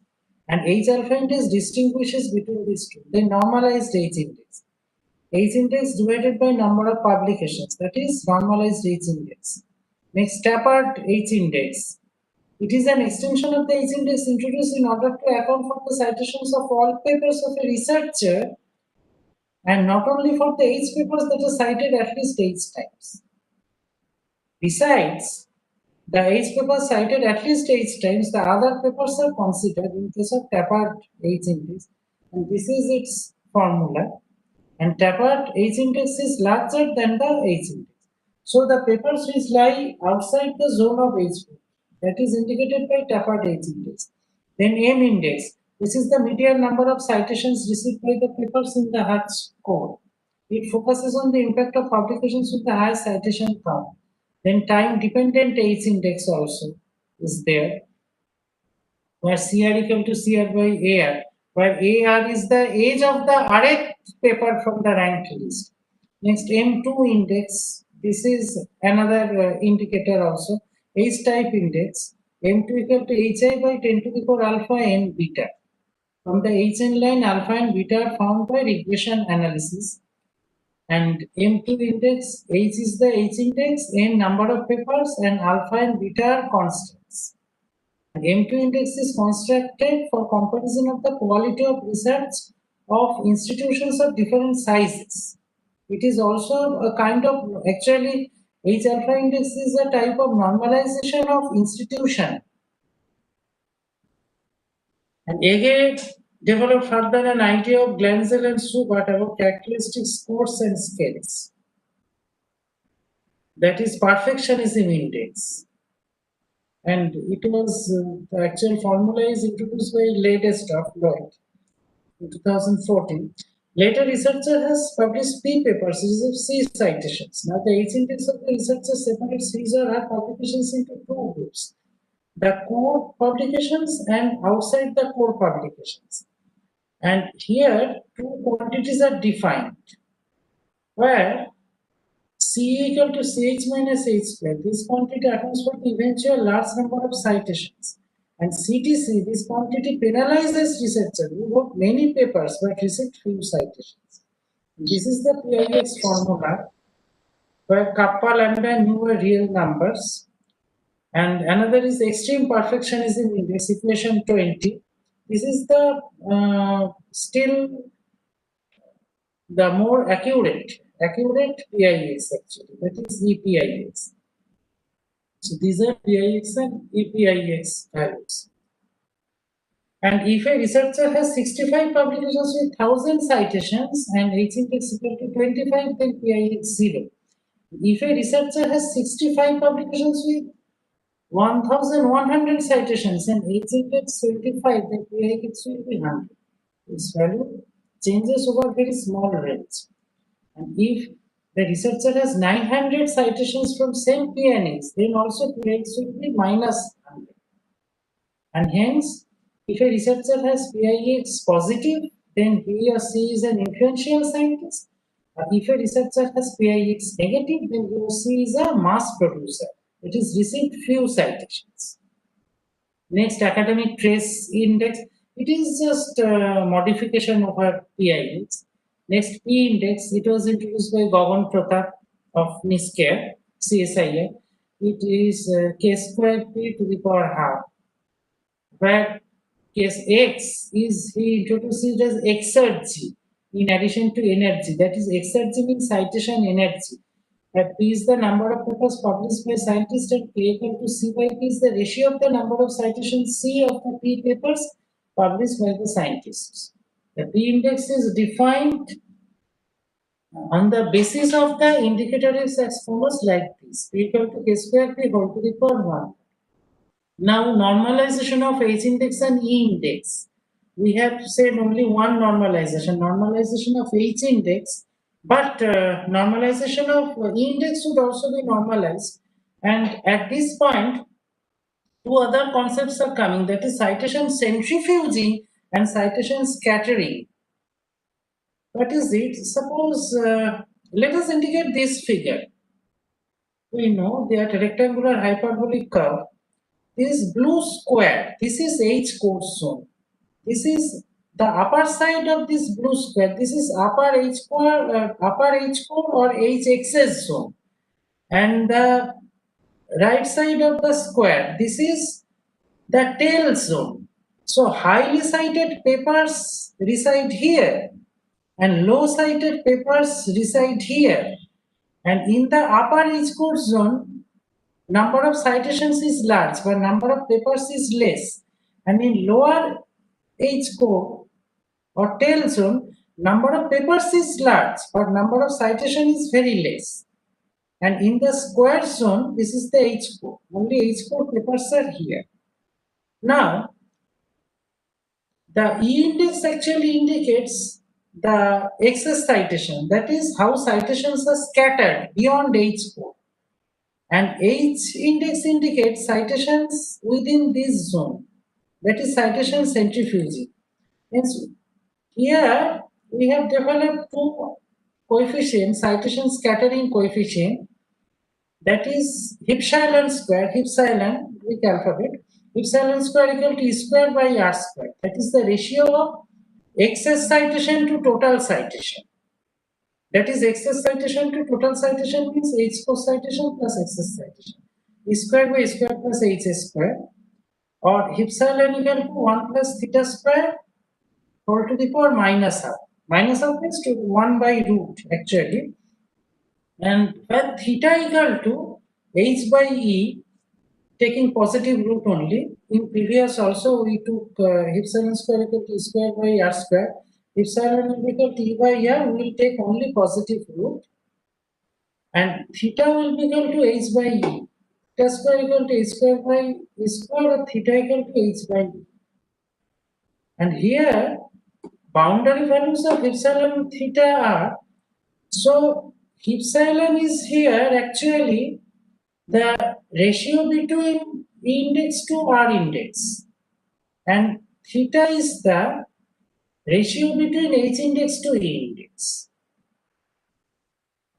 And in brief, for epsilon equal to 0, theta tends to infinity, and for epsilon equal to 1, theta tends to 0. And implying the range of theta as 0 less than theta less than infinity. Now for 0 less than equal to theta less than equal to 1, 1 plus theta square equal to 1 plus theta square to the power minus half will be equal to 1 minus theta square by 2. By Maclaurin series approximation, this is shown here. If 1 plus theta square to the power half is, if theta lies between 0 and 1, then the series, it can be expanded as an infinite series like this. This is Maclaurin series derived from Taylor series, and therefore neglecting small quantities of higher order, eventually we find theta equal to whole root of 2 into 1 minus epsilon. And finally, differentiating both sides of equation 24, equation 24 means this equation, relation between theta and epsilon. Differentiating both sides of equation 24, we get d theta epsilon equal to minus r cube by h square for h index greater than e index, and equal to minus e by h for h index less than e index. And d theta d epsilon is citation swing factor. It is actually we have recently developed this indicator in our current DST sponsored project for cytometrics. And theoretically, we have developed it, and we are still verifying it. And at an initial stage, we have found 10 to 12% error when comparing the practical cases. So here, d theta d epsilon, the name given is the citation swing factor. This is because it measures the diffusion of cited item from H code to XS. Actually, it measures how theta influences epsilon. That is, how citation centrifuging is influenced by citation scattering and vice versa. In which zone citation force is higher? The citation force, whether statically confined in a zone or transferring to neighboring zone. And this is the function of citation swing. Actually, here in this diagram, the articles may reside in this H code zone. After receiving citation, they shift in this zone, and articles from tail zone shift here. Now, the rate of shift of citation or rate of diffusion of citation from core zone to this excess zone. This rate may be higher, may be lower, maybe the excess citation for some author excess citation may be very high, but H code citation becomes very low. For some author H code is high, but excess is very low. So higher excess citations means the citation pattern of that particular author or journal is scattered, whereas lower excess citation means H index is reliable. That is that authors or journals research or citation pattern is rather centrifugal or concentrated, less scattered. Hence, this is the function of citation swing factor d theta d epsilon to find out the diffusion of citation actually. And there are four zones depending on excess citation and tail citation.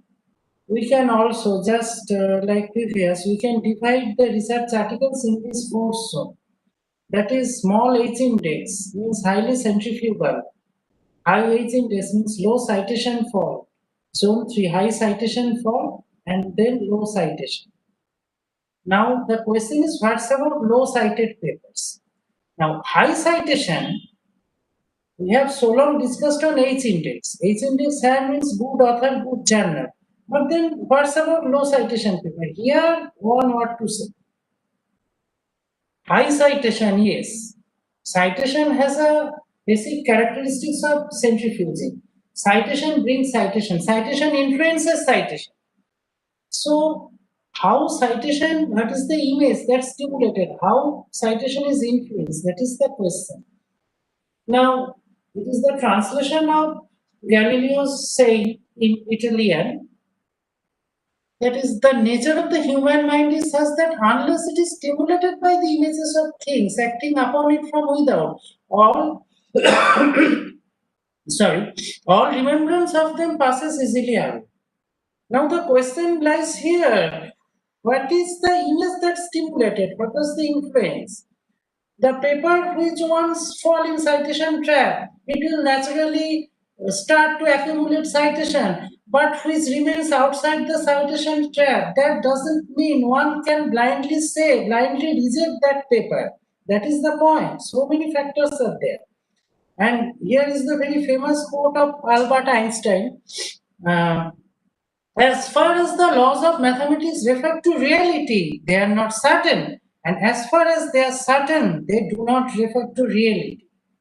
Hence, how to judge? Uncited paper means zero quality paper. How to judge uncited papers? This is the very big question in today's environment. And how to quantify quality also. So, according to Einstein, reality is uncertain, that is changing continuously. So, judging quality only by counting of impacts may yield uncertain or unpredictable results that may not match reality. That is the point. And at last, I must mention Milton's famous quote, "They also serve who only stand and wait." The last line of the poem on his blindness. Therefore, many good papers may remain uncited over years after years, even decades after decades. But does it necessarily mean that is a trash? Also, there are many very high citation classes, top cited papers, but failed to leave the deep impact on scientific community. So it is there. So uncited papers means trust. That is not the point. So this is, now here I have just categorized the metrics in three main classes. There are journal level metrics like impact factor, immediacy index, half-life, SJR and SNIT, source normalized impact factor and SJR ratio. Then author level metrics, citations per paper, H index, Z index, ITN index, E index, R index, W index, A index, and dot, dot, dot, dot, dot. So many still developing. And then article level metrics like citation mention, view, share, download, bookmark, impact, story, blogs, code, etc. And eigenfactor score, this is the actually basic equation and site of eigenfactor score, article influence score also. And lastly, alternative metrics. I'm just now I'll finish here. Alternative metrics actually it indicates how the articles, nowadays more and more articles are shared through social networking. More and more articles are tweeted, Insta or Facebook, and how they're viewed, how discussed, how saved, how cited, how recommended in the online network like academia or research gets, how they're circulated there. Those are accounted by alternatives. Those are not accounted by citation, but by alternatives. And today, Dimension is the only database which includes altmetric information also. This is the website of Altmetrics Manifesto.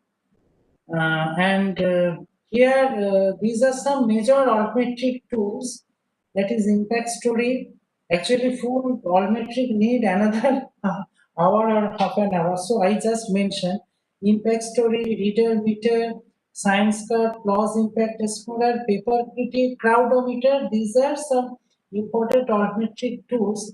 And a similar zone-wise analysis, force zone analysis may be carried out by that. If we compare if we carry out a side-by-side comparison between citation versus altmetric score, it is frequently observed that many highly cited papers have low altmetric score. Also, many low cited papers are high altmetric score. Actually, citation impact indicates impact, and altmetric score impacts visibility. And here in first zone, high citation, high altmetric score.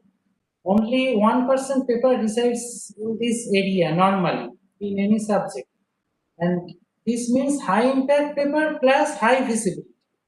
In second zone, high citation but low altmetric score. Here lies 2 to 3% papers. These papers need more circulation. This means high impact but low visibility paper. Low citation, high altmetric score, which needs more interaction, that is low impact but high visibility paper. And low citation, low altmetric score. Maximum paper resides in this zone, low impact, low visibility. But still, there may be some parts in this fourth zone also. So thank you. Let me finish it here.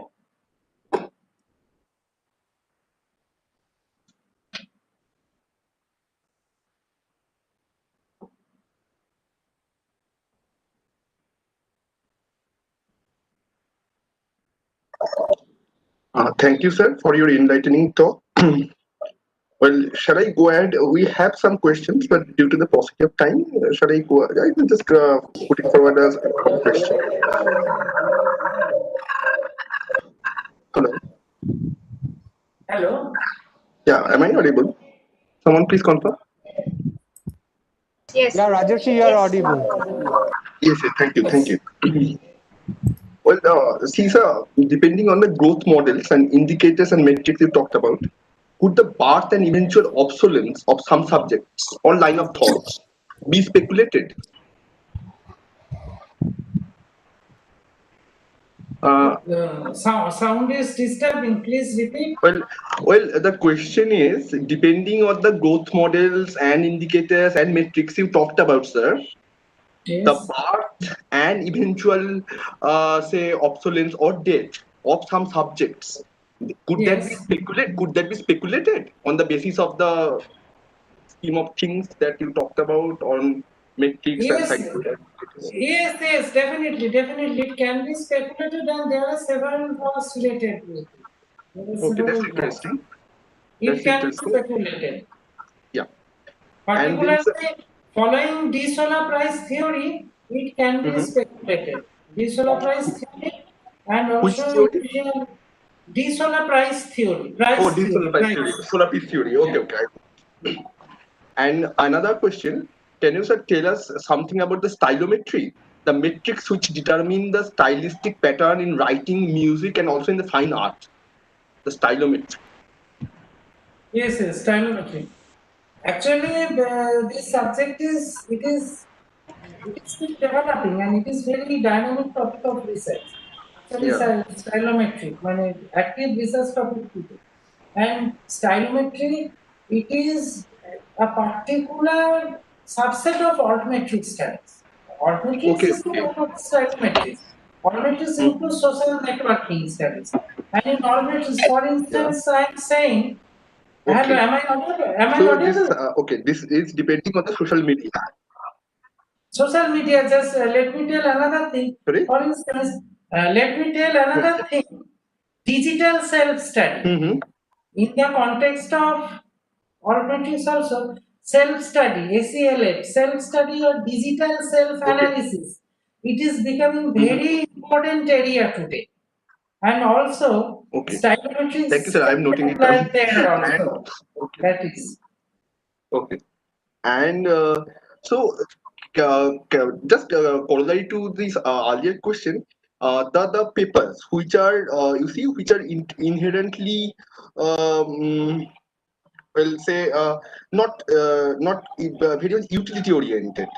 Not utility oriented. The papers which is belong to social science or humanities, those are not very much taken up for citations and all due to its technical utility, etc. So these papers can be made them be visible or be benefited from the alternative approach, metrics approach, right? Acha, you please repeat once. Yeah. Explain. I am talking considering the fact that dominant citations indicators that you are talking about are Yes, heavily yes. dependent on the utility of that particular paper in techno financial paradigm of the society, right?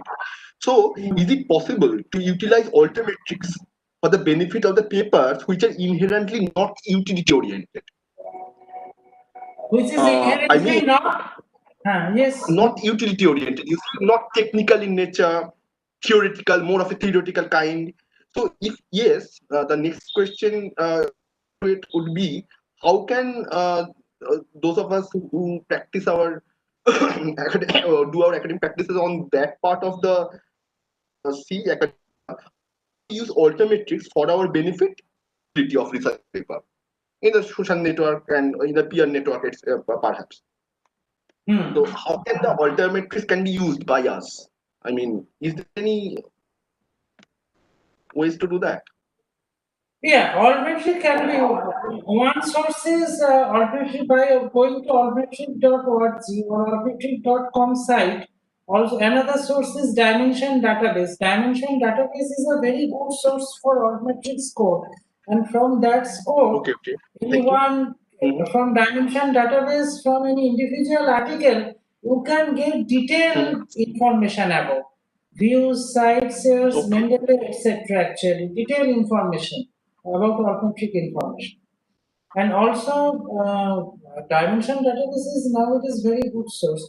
Also, some alphabetic information are also given in some articles of Scopus also, not always. But altmetric.com, it is very good source. And another source, point to remember that the altmetric score is available only for the articles having DOI. But Yes, without yes. DOI, it will not function. That is Right, the right. point. has to have its digital avatar of the research paper. That's true. I Yes. think that's all for the question and answer session. So it's over to Anubda or Amrita, perhaps. If there are more questions, you can send it through email also. Yeah. I will Thank you answer. so much. You can send you can share my email ID and WhatsApp number. I will answer either through email or WhatsApp. Okay. Okay, sir. Okay. Thank you, sir. Am I audible? Yes, yes, ma'am. Yes, thank you. Thank you, sir. It was an enriching session. We have now come to the fag end of day 2 of our workshop. I will now request Mr. Biru Raju, Assistant Professor, Department of Computer Science, Asansol Girls College, Asansol, to kindly deliver the vote of thanks. Audible? Yes, sir, you're audible. Yes. Yeah, so Honorable Patron Mr. Malay Ghatak, GB President of both colleges, respected Chairperson Dr. Amitabh Basu, Principal BB College, Dr. Sandeep Kumar Ghatak, Vice Principal Asansol Girls College. Our advisory committee member Dr. Krishna De, Dr. Samuel Seth, and Mr. Krishna Ghosh, and our most valued participant. It's my privilege to have been asked to propose a vote of thanks on this occasion. I, Biru Rajak, on the behalf of Asansol College, CB and entire organizing team, my own behalf, extend a very hearty vote of thanks to our eminent speaker, Dr. Parthasarthi Mukhopadhyay, Dr. B. Maharana, and Dr. Vidyati Datta for gracing us your important and deep knowledge for sharing with us in today's National E-Workshop on Citation Reference and Research Ethics. I would like to thank our organizing committee, Mr. Abhijit Chakravarti and Mr. Rajasi Das, for arranging such wonderful workshop on such an important topic related to research. I would also like to thank our technical team, Dr. Arnab Ganguly, Dr. Sudipto Das, Mr. Kajal Maji, Ms. Amrita Mitro, and Dr. Amlendu Samanto for conducting this webinar. Without the help of our technical team, this seminar is not possible. I would like to say a special vote of thanks to our both principal and vice principal, sir, for such an idea for collaboration and conducting webinar in a joint venture mode. In future, we are looking for more collaboration from both of colleges. Once again, I want to say thanks to all. Thank you very much.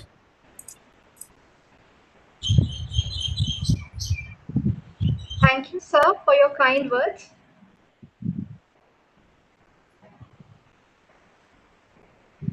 And am I audible? Yes, you are. Yes, Amrita. Yes. You Okay. are. An announcement for the participants. The feedback link will be shortly activated and it will remain active till midnight, the 16th of September 2020. Kindly fill it out carefully as the details will be utilized in preparing the e-certificates.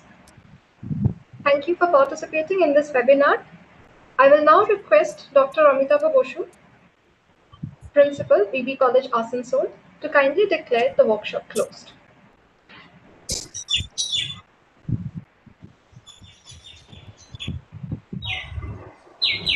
Thank you very much to everyone.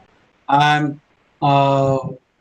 really grateful and want to thank to our learned resource person for really illuminating sessions. And our I hope that all the participants they learn lot of things for their future research work. It is very essential workshop for their future research work and for their career advancement. And I once again want to thank all our research persons and the participants for attending this workshop. And it is really informative and illuminating workshop. And I want to say that formally close of this webinar, of this workshop. Thank you very much. Thank you to all.